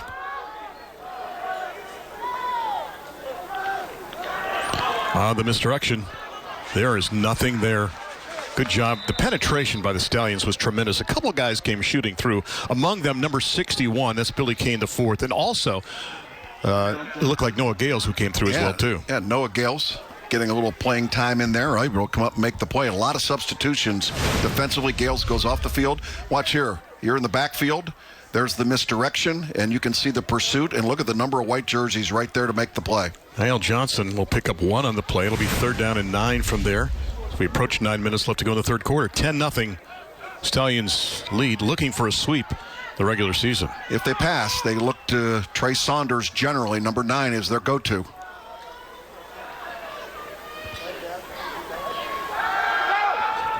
On the out, the pass a little strong and incomplete at the 40-yard line. So they try to hook up with Saunders, and now it's 4th down and 9. Yeah, just running a little out cut, trying to drive the defender off, and had a little bit of an opening there. Ball thrown again a little bit high. If anything, what I've noticed tonight is Peyton Underwood a little high on all of his throws. You're just waiting, though, for that one drive where Hartley gets everything in sync, because, Jeff, so far, all the parts have been turning around, but the engine doesn't seem to be revving in high gear. So a punting situation for Hawks, standing back at his own 34. He's like that rugby approach in the past. Let's see if he goes for that here again. He's got plenty of room to his left. He's going to go to the right, though, short side of the field. And can he keep it in bounce? And he will trickle it inside the 20-yard line. And that's where it will die, just around the 20. With 8:45 left to go in the third quarter, our curtain call for high school football. This is a Friday edition of Honda's Thursday Night Lights, presented by Columbus State Community College here on the CW Columbus. It's DeSales over Hartley early in the second half by a count of 10-0. Rewatch or share tonight's game and the entire 2020 season of Honda's Thursday Night Lights by visiting our YouTube channel at youtube.com/WSYX on your side, and look for the 2020 Thursday Night Lights playlist. On a first down play, that may make the list right there, so they'll get it across the 20-yard line up to around the 22. All right, for DeSales, you'd like to milk some of that clock. And, Jeff, do you need a little bit more balance in offense as Quinn's got the ball for a short game? Only 1 of 6 passing for 8 yards. That's even though you're a running football team, there's a lot more pride in their throwing game than what we've seen so far. And Whit Hobgood, I think, has done a really good job of managing things back there without the turnover where the ball popped loose. He's become an impactful player running the football tonight, but I think he's going to have to throw the ball against this defense. The mighty Quinn gets 2. It's 2nd down and 8 now. They'll take it off the right side, and there's a gap there. Boy, Kesserly just stays with him, and Sumo says, I'm going to live up to my first name here and just wrestle you and bring you to the turf. And a short gain on the play, but 2 very strong guys battling it out there in Quinn and Kesserly. Yeah, that is just strength, man. Being able to reach out and grab that jersey for a big, strong guy and be able to hold on for some help. And it looked like Quintel Quinn was off to the races there. So 3rd down, Hawks with a chance to make a big stand early in the second half. 3rd down. The ball resting just near the 26-yard line. If the Hawks can stop them here, Randy, they're going to get the ball right back where they had that drive stop. 6'3" junior quarterback. Got to hand it off. Quinn looking for a gap. He found it. He's got the first down, carrying defenders all the way up to the 43, maybe the 44 before he's knocked down.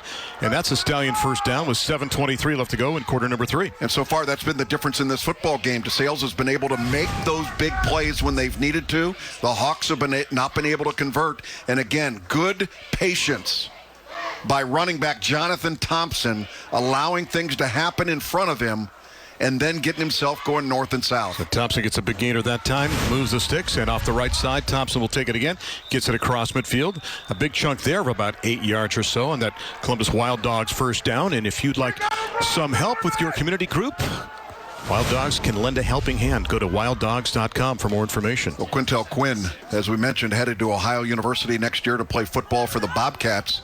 But Jonathan Thompson, just a junior. You got to believe that the running game of the Stallions is looking pretty bright. On a 2nd down play, they need a couple. They'll keep it on the ground off the right side and get the first down inside the 45, and it hasn't ended yet. All the way down to the 42-yard line as that big pile of players just kept pushing and pushing and pushing.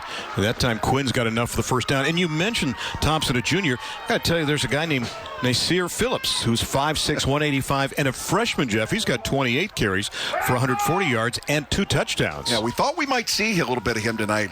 Maybe we still will. He wears number 32.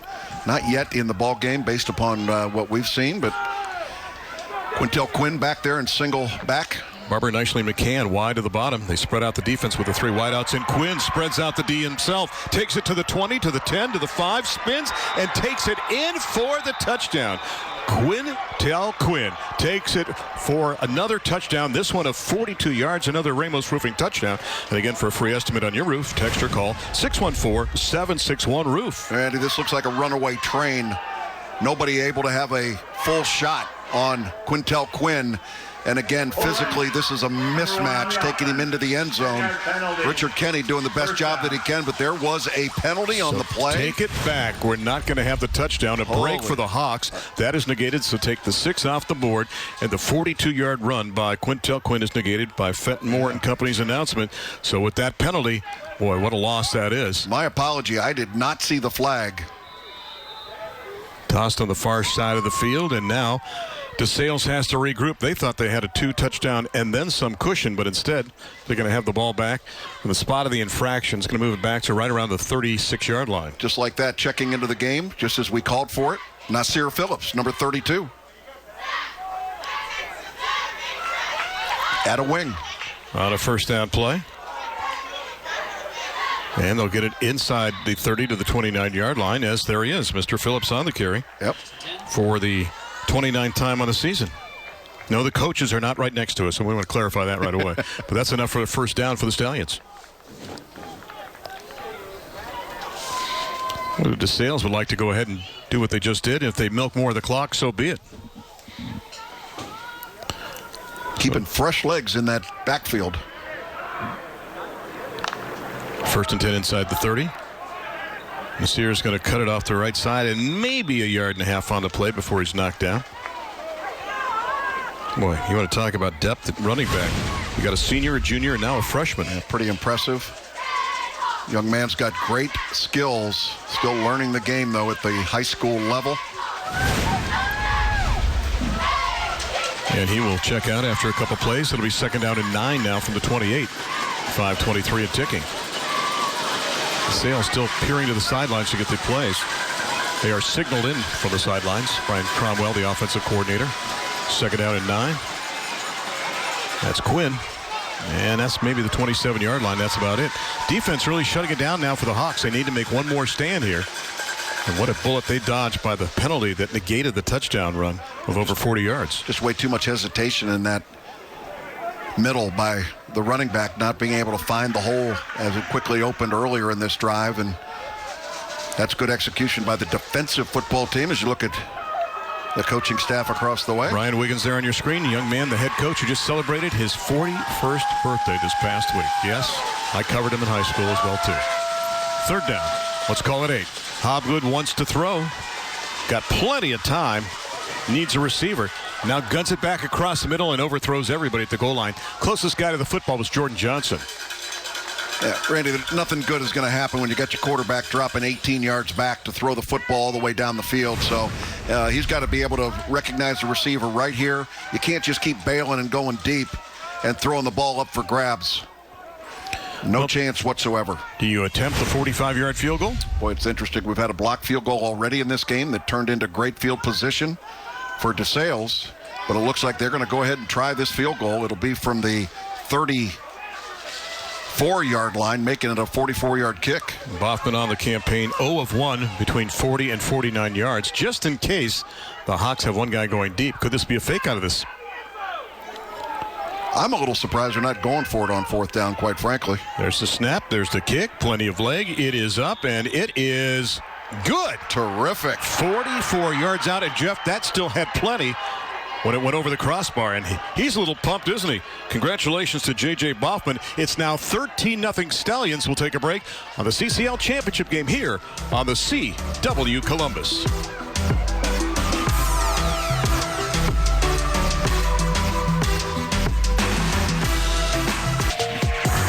Welcome back to Jack Ryan Field. A big thank you to Kroger Distribution Center for sponsoring the live stream broadcast of Honda's Thursday Night Lights all season long. I've heard from people all over the country who have tuned in to watch our games this season, so thank you to the Kroger Distribution Center and their marvelous team for sponsoring our live stream. So, Jeff, we always talk about the number of plays. You mentioned 40 seems to be the magical number to have a chance against the Hawks, and right now the Stallions are up to 46. Yeah, we're still 4 minutes to go here in the third period, so they have been successful at being able to give the Hawks some of their own medicine. I think Boffman was almost giddy when he drained that 44-yarder.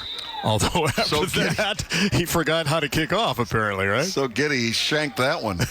They're trying not to allow a recovery, so they're trying to squib kick it down there, and they're going to get great field position at the 35-yard line. Here's Fenton Moore. Free kick out of bounds. Kicking team.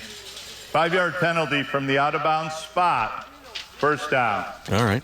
So you'll do the +5 there, and there's your Hilliard Lawn and Garden scoring summary. 11 plays, 80 yards if you add the distance to the field goal as well, too. 4:26 off the clock. So they've had a drive now of 6 minutes and 4:26. They've actually been the Hartley Hawks in this contest. 1st and 10 from the 37-yard line. On the ground they go, up to the 40-yard line, maybe the 41. And look at the pile. No whistle yet, no whistle yet, no whistle yet. And now we got a whistle. You know, I talk about a scrum breaking out in high school football so many times, but that was the case that time, as there was a little gap there, and then Niall Johnson kind of disappeared into the bevy of bodies there and still kept going. And Niall Johnson been the leading rusher tonight for the Hawks. 5'10", 200-pound junior.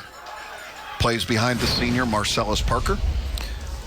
3 scores by DeSales, but only 2 touchdowns needed for the Hawks to take the lead in this one. Underwood on the slant. Pass is complete this time. Inside the 45, down to the 40, and maybe the 39-yard line. And it's coming back, Randy. There was motion at the very top. The wide receiver jumped up on the line of scrimmage at the last second. Flag went down, and you can see the frustration of head coach Brad Birchfield across the way. Trey Saunders was the receiver on that play, but Fenton Moore is going to tell us why it's coming back in 20 words or less. Again, Peyton Underwood only 2 of 6 for 2 yards in that first half throwing the football, and that time he delivered it on target. Fenton, it's all yours. Illegal shift on the offense. 5-yard penalty. Second down. Telling you, we should hire this guy as an announcer. He sounds pretty good. Those are deal killers, and Coach Birchfield is fully aware of that. That is not Hawks football. You see the movement right there as he stepped up, and then the ball got snapped. He was not set for a full second before the ball got snapped. So now it's 2nd down and 8 from the 39-yard line for the Hawks. Let's see if they go up top again. They'll keep it on the ground this time. Nothing inside. Not a whole lot outside either. And you squirt through any gap you can find and get it up to the 41-yard line. That's about it, as Johnson on the carry that time. So with 3:10 left to go, a big 3rd down play awaits here, the Hawks on offense. Coming up at the start of the 4th quarter, we'll join Mike Todd on the custom air heating and cooling sideline for a conversation with Bishop Hartley High School athletic administrator and outstanding volleyball coach Mike Ray. 3rd down and 6. Big play here for the Hawks. Triple stack the eye this time. And going long downfield for Saunders. He's got it. Waits for the football. Makes the catch. Almost had a trail man in Kenny for a little lateral if he wanted to. But the big play for the Hawks, and it comes via the pass. Well, Randy, again, you keep pounding it inside, and eventually something's going to happen where you get behind the safeties. And this time Trey Saunders was able to. And he had to slow down a little bit waiting for that football. But he had the man beat. Jackson Carawan was the free safety back there, and one of the rules is a free safety. Nobody gets behind you, so that's a big swing and hit for the Hawks. Inside the Schiff and Associates red zone, gain of 40 in the play. 1st and 10 from the 19-yard line. Second man of the eye gets it and gets undercut. It looks like Kessley this time. He gets it from the 19 down to around the 16, perhaps the 17-yard line before his knee touched. Be 2nd down from there as we approach 2 minutes left to go in the 3rd quarter. Quintel Quinn from that linebacker spot was crashing. He was able to upend the running back as he came through. And you talked about the tight splits of that Hawks offense. Looks like they're lined up in a phone booth up there is what you said. And watch again how closely these offensive linemen, they're almost foot to foot up there, which does not create, normally we talk about A gaps and B gaps. Those are A slits. There are no gaps up there. Z gaps. Look how tightly they are. 11 men playing as one. His toss sweep near side this time. And Parker's got it. Marcellus spins and backs his way inside the 10-yard line. The other thing I'm struck by is the composure of Peyton Underwood. As a sophomore out there, you saw that face just glaring to the sidelines, looking for the information. Very calm, very composed. And now the Hawks inside the 10. Well, you can tell he's a coach's son, Randy. He's got that composure at a very young age. Been high on a lot of his throws tonight, but he came up with the big pass to Trey Saunders that put him in this position. 1st and goal from the 9. Another Columbus Wild Dogs first down. ColumbusWildDogs.com for more information. Again, they peer to the sidelines. Chris Sawyer, the legendary offensive coordinator, getting all the information down to Brad Birchfield and company. From the 9. Parker's the deep man. He's got it. Marcellus inside the 10 to the 5, pushing, inside the 3-yard line before he's bent back. Max Shulaw in there at the linebacker spot, number 23, in on the play. See the lead block in there. Pretty good effort. And, Randy, that is a good push down inside the 5-yard line. They'll mark it closer to the 4. Second down and goal from there. Parker again off the right side, takes it in. Marcellus Parker, touchdown on the season. His 7th on the ground, and it's down to a 7-point lead right now at 13-6 with 31.1 left to go. Another Ramus Roofing touchdown in this contest. Now, how big does that touchdown that was called back mean where they ended up getting a field goal instead of 6 points out of it? And Hartley is back in business in this game. 13-6, and here comes the extra point. And one more time, and he's going to do it again. Marcellus takes it in. That was a great shot from the end zone. As a DB, I'm not going after this guy who weighs over 240 pounds, I'll tell you that. Hawk for the extra point. Snap, kick, it is up. And now the cushion is just 6. We've got a ball game and still a quarter yet to play. 31 seconds left to go in this one. What's up for grabs? The championship, and the Central Catholic League is up for grabs. Historically, these two teams, like the Ollie and Frazier almost of the Central Catholic League, is the way that Clay Hall put it before this game, and I think it's very apropos. They have fought. We talked about the state championships too. Brad Birchfield has 3 in his last 10 campaigns already, and DeSales has won 3 as well too. We've had a chance to be here now a couple of times, and most recently, we had a chance to be here last year. Remember we got this T-shirt? I wear it to mow the yard, as you can tell sometimes too, but I think that's the Cam Newton on a Halloween night there, isn't it? That little pose there. It says, "Go Hartley, beat DeSales" from last year. That may have been one of the coldest nights in the history of Thursday Night Lights when we did that game last year, Jeff, if you remember what that weather was like, with that wind that we had whipping around as well too. It's also a national game on Stadium that particular night as well too, and somehow we survived. And tell you what, it almost feels balmy compared to last year as you take a look at your Hilliard Lawn and Garden scoring summary. 7 plays, 63 yards, 2:01 off the clock, and just like that, the Hawks back in this contest. And we talked about the fact, Jeff, they had not put everything together. That was the drive that they needed, and you talked about the swing of DeSales not getting a touchdown, and now the Hawks getting one. Yeah, big break for them, and Randy, it did come with the connection between Peyton Underwood and Trey Saunders, finally able to hit that home run. You know, knowing the Hawks, an onside kick would not surprise me here, but we'll see with 31 seconds left to go. Hawk with the deep approach, and he will try to boom it. And the return going to start from the 2 when Quinn picks it back up again. Waiting for a block, gets up to the 20. Now that's making something out of nothing, but there's a flag, as you can see, resting at the 33-yard line. But it looked like there was almost nothing there, and sometimes when you drop the ball, you establish the blocking better, but that time he didn't have much of a seam, and Fenton Moore is going to let us know what the penalty is against the Stallions.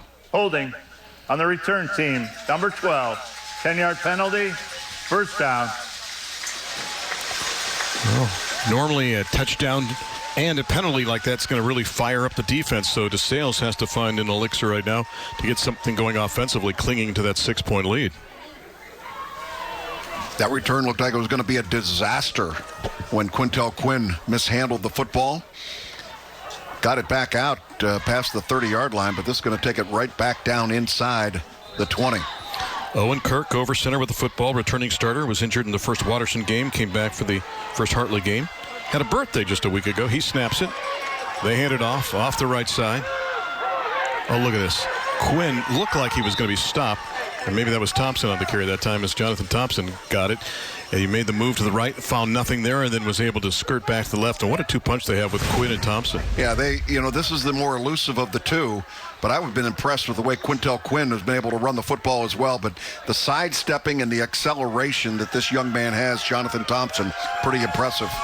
3 quarters in the book. The difference, only 6 points in the CCL championship game. You're watching it right here in one place on the CW Columbus.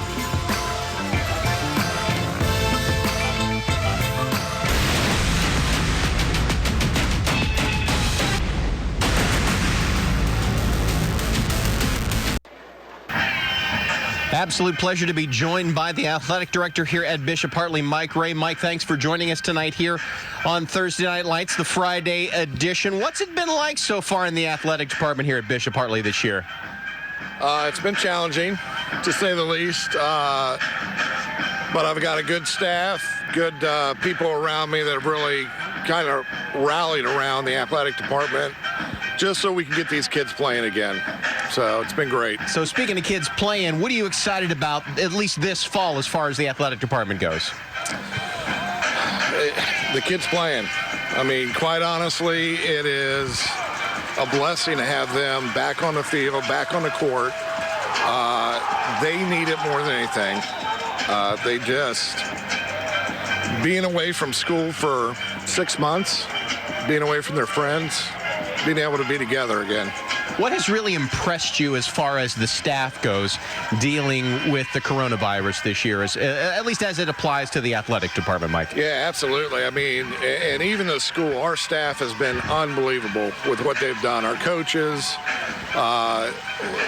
they've gone over beyond the expectations that I have of them, separating their teams out, separating their kids out, keeping small pods. We've been very fortunate here. Really very, a handful of cases and no spread at the school.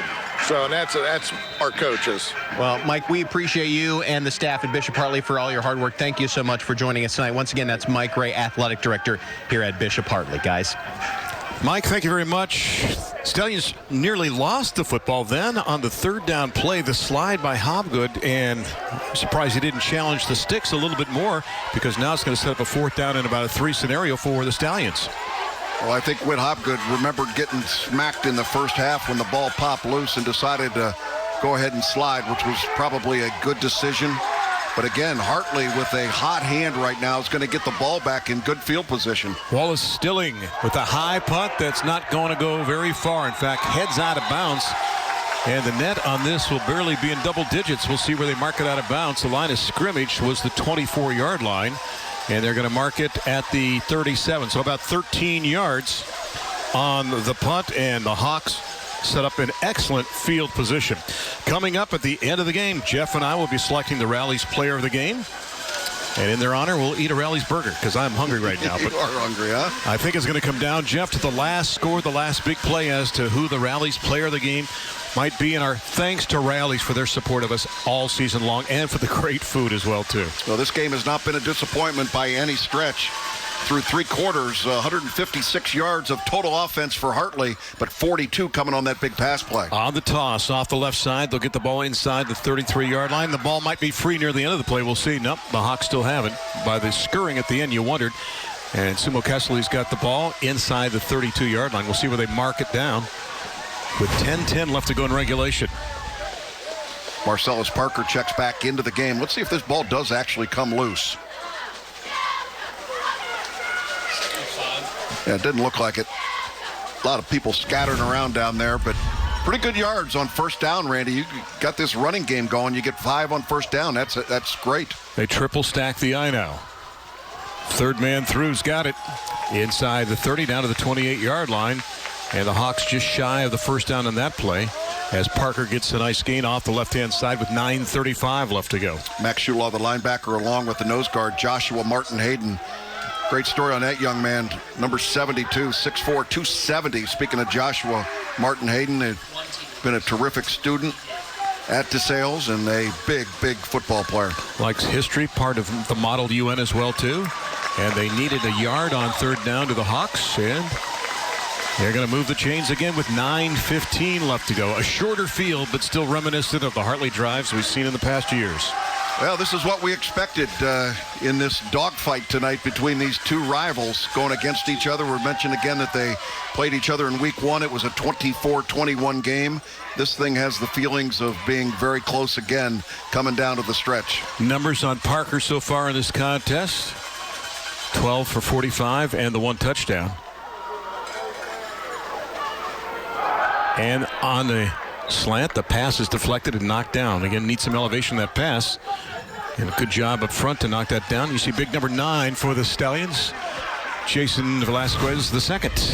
That's what we call having to throw through the picket fence. And Velasquez doing a great job of getting that paw up there and knocking it down. Clearly, quarterback Peyton Underwood did not see the linebacker dropping back. Jason, 100 tackles last season. The toss near side, they'll get it down to the 26-yard line. They're bent back there, so short gain on the plays. They get it to Niall Johnson with 8:45 left to go. And I'm going to say this right now. This is 4-down territory for the Hawks. Jeff, I don't see them settling for a 3-point attempt. I would be surprised as well, Randy. And Quintel Quinn again leading the charge there, making the tackle. Near hash from the 25. Quinn with 6.5 tackles for a loss and 3 quarterback sacks. So he's not only a big guy on offense, but he's strong on defense. As you look at Coach Birchfield. And 2 years ago, Quinn was in on 84 tackles and had 11 tackles for loss as a sophomore. It's down in 9, so they need half of that, you would think, on this 3rd down play, and they're not going to get that much. They're going to get a couple of yards, and that's about it. So now some decisions to be made for the Hawks with 8 minutes left to go. This distance may change their mind, although the distance on the field goal would be about 40 yards. At Birchfield and company, trying to figure out what they want to do. Coach Birchfield. We're in the Catholic League. It's a Catholic league with an exclamation point. And a great mentor. You don't think this game's important to these men? Amen. They spend a lot of time working with these young guys. Big play here, 4th and 8 for Underwood. Looks, goes long downfield into the end zone, and what a job at the end by Jonathan Thompson to come in there. With the interception. Wow, came in and caught that in stride and looked like the receiver. His closing speed was tremendous, and he timed that perfectly, and a big pick for the Stallions. That is an amazing play. They got all their best athletes on the field here expecting a play. Now watch again, the elevation and high pointing the football. I think the receiver thought for sure he had 6 points, and my goodness, that is just a terrific defensive play. Let's recap this. This is a guy in Jonathan Thompson who's been a linebacker, a defensive end, and now basically playing in the secondary along with being a running back. Well, he's been special tonight. You look up versatile, you'll see his picture. Stallions get it back now on a 1st and 10 from the 27.5 left to go. They're going to keep it on the ground this time around the left-hand side. And a nice gain that will move the sticks and then some before motoring out of bounds is Mr. Quinn. Boy, a missed opportunity, obviously, for Hartley. They were really getting things going from an offensive standpoint. But the stops that DeSales was able to make on 1st, 2nd, and 3rd downs were just terrific. And now you get a smack in the mouth coming the other way from Quintel Quinn. He picks up 19 on that play from the 39, 1st and 10, 7:24 left to go for Hobgood and company. This Wild Dogs 1st down, they're going to keep it on the ground again, and all of a sudden, just like a straitjacket, as it goes 2 yards, and that's about it. Another Columbus Wild Dogs 1st down is what that play just was. And by the way, if you'd like your community group to get a helping hand from the Columbus Wild Dogs, send them a note. Go to their website, columbuswilddogs.com. Our thanks to Dave Winham and Steve Germain for their support of high school football here in the CW Columbus, and the Wild Dogs will join the Indoor Football League in 2022 at Nationwide Arena. Mr. Quinn gets 2 more on that 1st down play. Blitz coming, and the blitz nearly got to Quinn, got away down the sidelines. Oh my goodness. Levels the defender at the 45-yard line. Boy, he looked to be trapped about 3 yards behind the line of scrimmage. The pressure was there on the blitz, and he just scooted to the outside. Yeah, difference of this is 3rd and 13, and now it ends up being a 1st down, and that's just a missed opportunity in the backfield. But that's also goes to the strength of this young man running the ball, Randy. A gain of 15 after earlier he had gained 19, and keeps the drive alive now with 6:28 left to go. And Quinn now across the century mark with that gainer. Remember, he does have a touchdown as well. So 1st and 10 from the 44 of the Hawks, as the Stallions would love to add to that cushion and also just drain the remaining moments from that clock. On the ground again, off the left side, there's a big gap, and look at Thompson go. Look at the strides, and brought down finally a touchdown saving tackle on the play, but not before.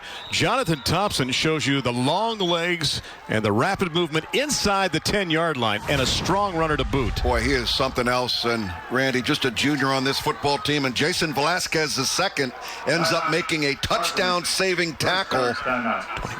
Great effort there. So timeout taken, 6:07 left to go. We'll step aside.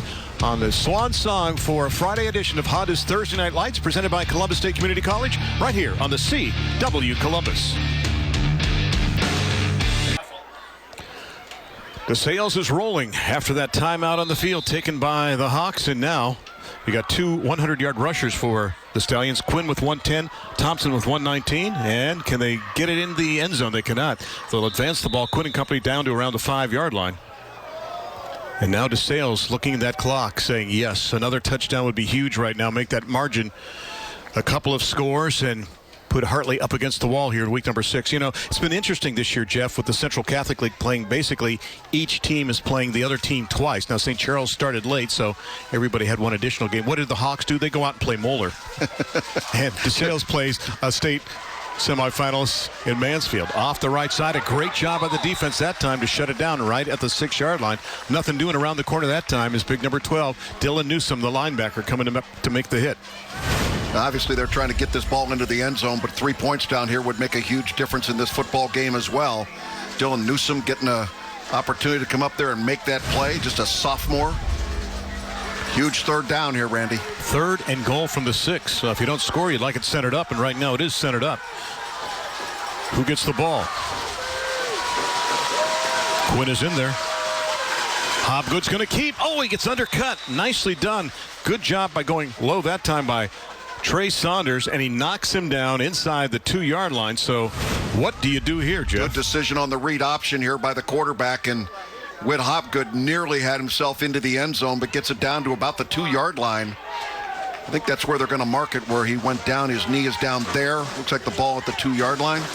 So 4th down. Let's see if the Stallions wait and then burn a timeout. I think that's exactly what they're going to do.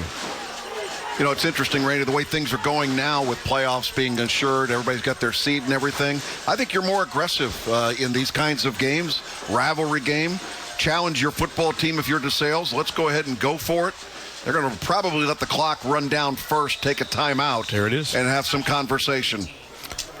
So a timeout taken by DeSales. Unofficially, I have each team taking a timeout here in the second half. Well, don't miss the biggest plays from the biggest high school games in Central Ohio, including this one.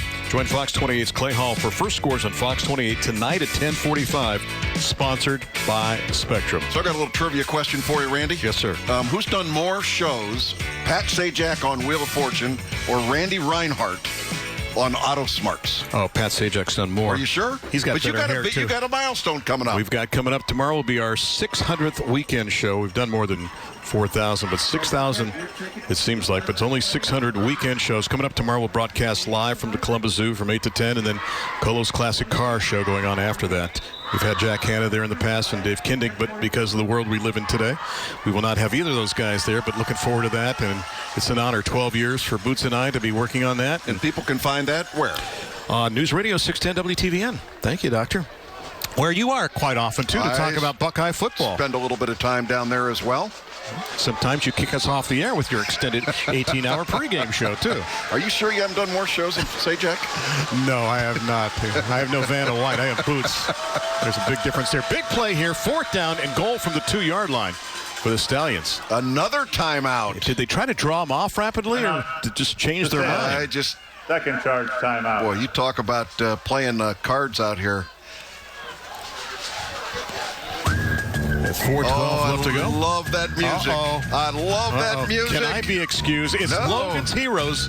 If you didn't see last night, here it is tonight. Here's Jeff's top 5. Yeah, these are the updated numbers heading into the playoffs. These are my 5 top schools in Central Ohio. Playoffs? Pickerington Central, who we saw last night, they are terrific. Dublin Kaufman having a great season. Westerville South, I think, is nobody wants to play them in the playoffs. DeSales, obviously, we're seeing tonight.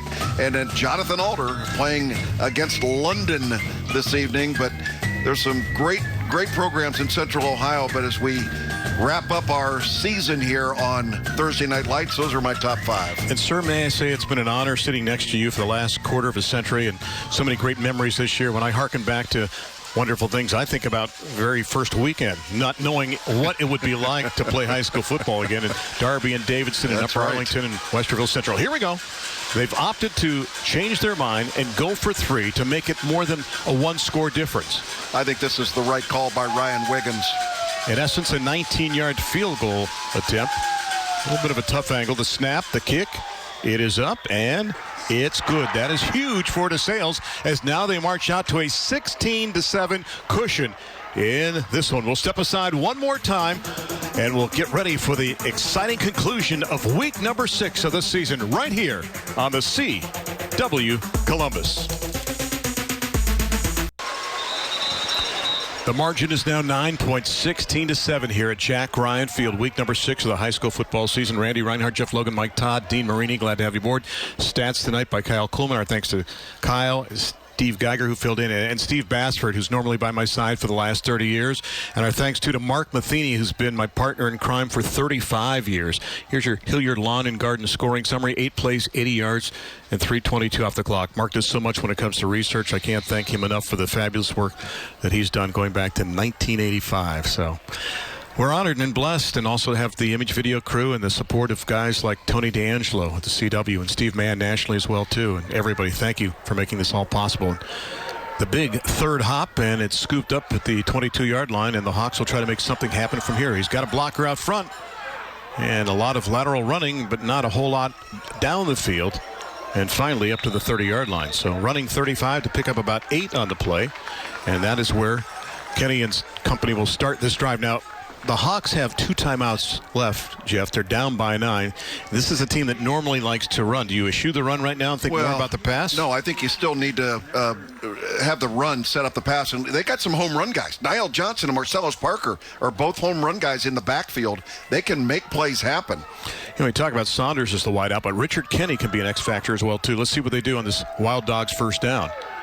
Underwood wants to throw, changes his mind, finds a man across the middle, just like that, coming down the field. And look at the speed from the big guy inside the 20 and the runaway train that he is, as Marcellus Parker showed you that burst in the middle of the field and gets it all the way down inside the 10-yard line, and that didn't take long. And Parker is gassed after the play. Look at the pump there by the quarterback. That was a great job by Peyton Underwood. He froze the free safety and then was able to find his man. 61 yards on the gain. It is a 1st and goal. Kessley's going to check into this contest now for the Hawks. And just when you thought the mountain may be too high for the Hawks to climb or soar above, they've got a 1st and goal with a triple stack. And Sumo's got it. He's inside the 6. He was going on top of bodies to try to knee his way closer to the 5-yard line. That was a mosh pit in there. He was just body surfing his way, trying to get into the end zone. Hawks quickly up to the line of scrimmage. 2nd and goal now from the 6 inside the Schiff and Associates red zone. Clock dwindling down to a close to 3 minutes left to go in regulation. 3 deep again. Sumo's got it again. Tesley's going to burrow his way inside the 3-yard line. It'll be 3rd down and goal from there as the clock continues to drain. Again, the Hawks not wasting any time. Back up to the line of scrimmage. Running right over top of that center, Sammy Ray, number 73, the senior. 6 feet 230. To the left side. Great penetration that time. My goodness. That was big number 61 shooting through for the Stallions. A flag on the play, but Billy Kane, the 4th, came through, and let's see what the call is. Dead ball. Ball start. Number 75 on the offense. 3rd down. All right. Does this change your mindset a little here if you're the Hawks? Well, it does give them a little bit more room in the end zone, Randy, if they want to throw the football. They were clearly in a running mode down there. But again, Trey Saunders seems to be their go-to guy. But you mentioned Richard Kenny. Been kind of quiet tonight. He's a diminutive guy, but can get free. And maybe Peyton Underwood can hook up with one of those 2 receivers. If you don't get anything on 3rd down, do you contemplate the 3 here to make it a 1-score difference? Absolutely. You'd have to take the field goal and then onside kick most likely. Although you've got 2 timeouts left. A different look for the Hawks this time. Those 2 to the top. They spread out the defense. There's Kenny. Tries to cut it to the outside. Can he get to the pylon? Needs the block and somersaults into the end zone. We talked about it. And Kenny finds the gap, takes it in. A good weight that time to find the block out front. Gets the touchdown. Another Ramos roofing touchdown. And thank you to Ramos for being on top, not only from a roofing standpoint, but from a partnership standpoint. You can call or text. Their call number is 614-761-ROOF. And then the cushion was 3. Little razzle-dazzle out here, and look at the move. He turned him inside out, and now we talked about this man being dynamic, even though he's diminutive, was able to take it into the end zone. Acrobatic move. Watch the move out here. He's able to give him a little bit, sell it, go to the corner, put the brakes on, and hop. over for the score. And while you were gone, the extra point is good, and the cushion is down to 2. 16-14, 2:11 left to go. And, Jeff, do you think there is an onside kick? You've got 2 timeouts left. Boy, this is going to be a tough call for Coach Birchfield, because if you rely on your defense to go out there and absolutely have to have a 3-and-out in order to get the football back without St. Francis DeSales burning the clock out and taking this ball home with them, I would think executing or giving an attempt on this onside kick is absolutely what you would try. Folks, this is what Central Catholic League football is all about in a microcosm. I've had a chance to watch this game so many times, at least I think 20 times in the last 38 years. And back and forth these two have gone throughout the years. In fact, in the last 4 years, this contest, Jeff, has been decided by 7 points or less. Here now, once again, is your Hilliard Lawn and Garden scoring summary. 5 plays, 70 yards, a rapid strike. The big play there, the pass play to Marcellus Parker across the middle to move the ball deep inside Stallion territory to the 9-yard line. So now it is a 2-point game. Peyton Underwood has done a tremendous job leading this contest on offense. This is a sophomore quarterback that had, just a couple yards passing as of halftime. Absolutely. His numbers weren't very attractive. 2 of 6 for 2 yards, but Randy, 4 of 11 now. That doesn't look very good, but 101 yards. He's had the 2 big connections. One that goes to Marcellus Parker that we just saw, and previous to that was Trey Saunders. Now, DeSales has burned their 3rd and final timeout, according to Fetmore and Company, so they want to make sure they're on the right page, trying to figure out what the Hawks may do. And again, maybe just to get a chance of looking at that Hawks setup and see what they're attempting. Perhaps they could tell by that if they're going to try to do an onside kick or kick it deep. Another reminder, the first warning weather experts make it easy for you to stay weather aware with up-to-the-minute information that's available to you wherever you are. Enjoy the game, enjoy fall, and count on the first warning weather experts to be on your side morning, noon, and night. Wow, what a contest. Jeff, so many great memories.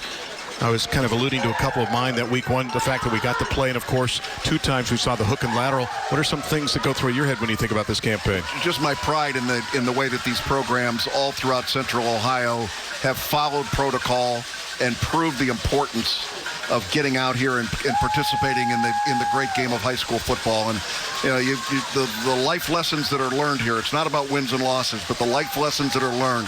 These kids getting a chance by having to do it right. To have that opportunity, they've proven they can get it accomplished. And trying to make sure this is not a lost generation. They have done so much living in such a short period of time. They deserve all the breaks they can. A little pop-up kick, and it's caught on the play in the front line for the Stallions by Braden Jen. So now DeSales gets it back, but remember the Hawks have 2 timeouts remaining. We'll take a look at the kick one more time. A good execution by the kicking team. Got the ball to do the couple hops, but unfortunately for the Hawks, great job of fielding the ball there. And now, Randy, Bishop Hartley with 2 timeouts, you still are going to have to get a first down if you're St. Francis DeSales, or Bishop Hartley will get that ball back. And the question you always have to think about, you've got 2 timeouts and 3 downs. A lot of it is predicated by what happens on first down, but when do you burn the first of the 2 remaining timeouts? 1st and 10 Stallions, mark it at the 47, 2:11 left to go. Quinn's got it off the left side, and he is going nowhere. Got back to the line of scrimmage, maybe picked up a yard. It'll be 2nd down and 9. They do not opt to take the timeout after first down. Yeah, so they'll be able to run this down to about a minute and a half before they have to run the next play. And then without a first down, you would expect Brad Birchfield to go ahead and take his timeout. No play clock here, so you eye and find out where that back judge is in this contest, because when his arm goes up, you've got 5 seconds left to snap the ball. The back judge tonight, Aaron Shrine. 2nd down and 9. Most important thing right now for DeSales is ball security. They've got it. They've got a gap. Quinn's got it. He's got the first down inside the 40, and motors out of bounds Dorset style at around the 35 with 1:31 left to go. How big was that? That was huge. Great job by the right side of that offensive line, creating the opportunity for the senior running back, Quintel Quinn. Little shake inside. He's able to work to the outside, stretch this. He had the first down and steps out of bounds. Picks up 17 yards on the play. It is first down Stallions from the 35-yard line. The Hawks, though, still have the 2 timeouts. Do you tackle the football here? On the ground. And, boy, that time you can see, if you can carry that ball with 3 hands, you try to. But Quintel Quinn just really had his arms wrapped all over that football. Had his hands on both points of that ball, was not going to allow anybody to strip it. Clock continues to run. Hartley not taking a timeout here on the first down play. Again, they're opting to use the second and third downs as the time they will stop the clock. And again, we go back to Aaron Schreining, the back judge. This is where, as Hopgood, Witches has to peer across the line into the secondary and watch that arm when it goes up. He's got 5 seconds left to snap the ball, and you want to drain as much as you can. Arm goes up, 4, 3, and they snap it. Quinn's got it. He's got the ball inside the 30-yard line, and now the Hawks will take their second of 3 timeouts with 42.5 left to go. Well, first game between these guys in week 3 ended up 24-21. We got a 2-point difference here, 16-14, and it's a pretty good chance these two teams, or I guess you throw Watterson in the mix as well, have got a good chance of maybe meeting up with one another in the playoffs. Well, I'll tell you what, take a look at DeSales this year. They beat Watterson 28-22 in overtime. Then they played Mansfield and beat them 35-12, although they trailed 6-0 at halftime. Then they played Hartley, beat them 24-21, 298 yards rushing for the Stallions in that game.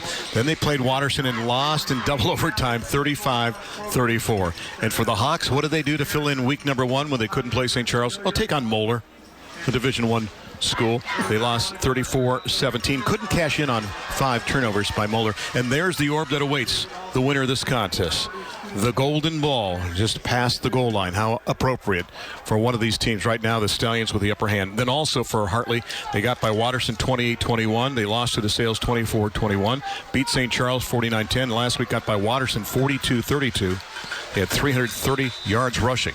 Okay, big play here. 3rd down and 5. Quinn, can he bounce it to the outside? Nothing to the left. He cannot do it. Brought down. The Hawks will burn another timeout. Took about 6 seconds, Jeff. So 36.6 left to go. Do you even attempt to kick the ball, or do you go for it here in 4th down? Well, the one thing they were not going to do is we're not going to run to the sidelines and get out of bounds and give them a free timeout. But 36.6 seconds. I'm going to put my thinking cap on here a little bit. I think your rugby-style kicker goes ahead and kicks it. But again, Ryan Wiggins may decide, you know what? We've got nothing to lose, guys. Let's go ahead and run our full offense here and see if we can come up with a first down. And let's see what happens with the ball resting at the 29-yard line. Boy, some great memories this season, too. Mike Todd, I don't know if he can hear us down there on the sidelines because Mike is going to be working shortly. But, Mike, if you can hear me, I was just wondering if you had any thoughts or memories that go through your mind when you think about this season, sir. I tell you what, I think about the game last week between Bradley and Orange, where Bradley takes that ball 99 yards to score, and then Orange comes right back with that hook and ladder play.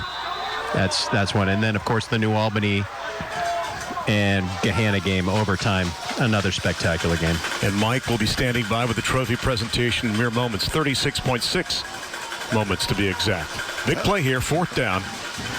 For the Stallions, 4th, and they need just about 5. And they slip down at the line of scrimmage as Quinn just lost his footing, so now the Hawks will get their chance. No timeouts for either team, 33.8 left to go.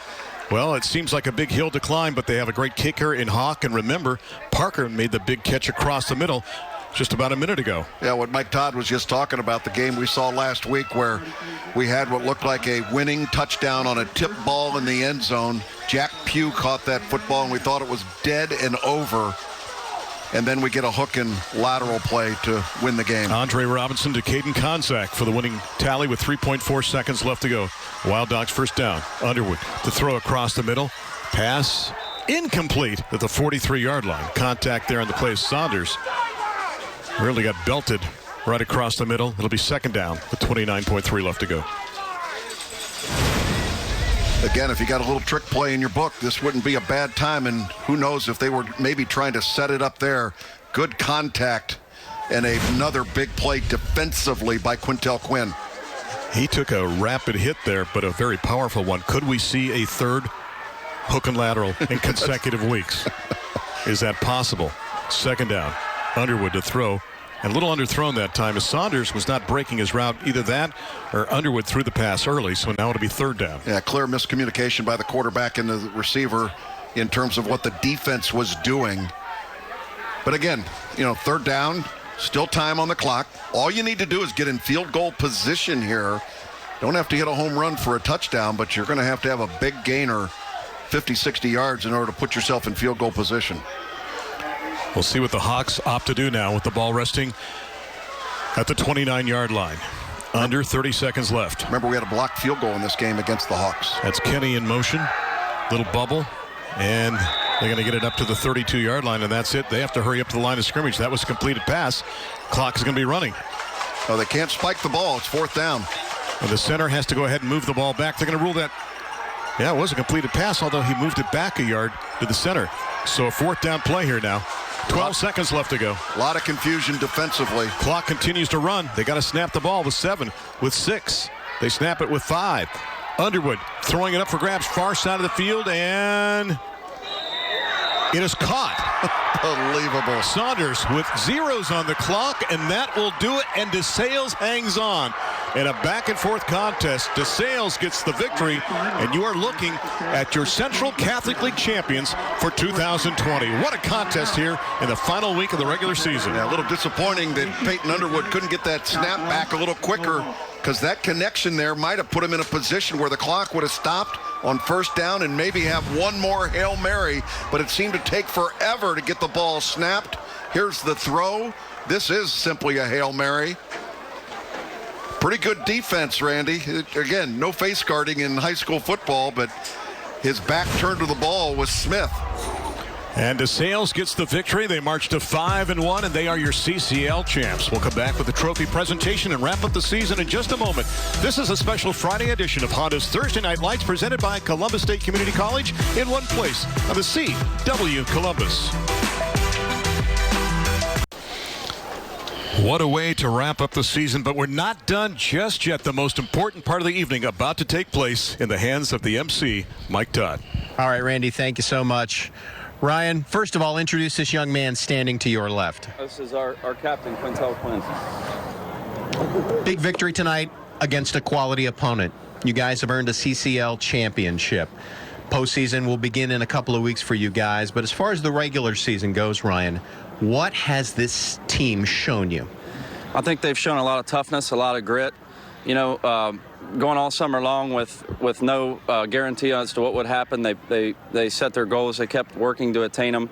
And it's been tough. Playing the CCL games, rivalry games twice in a year is difficult. But our guys are resilient. They're tough, and I know they're playoff ready now. Well, on behalf of all of us at the CW Columbus, it is our absolute pleasure to present to you the Honda's Thursday Night Lights Championship Trophy. Congratulations, guys.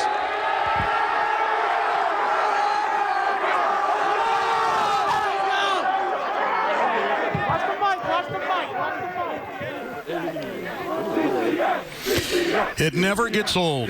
We do, but stuff. It never gets old. And what a season these kids have had to put up with this year.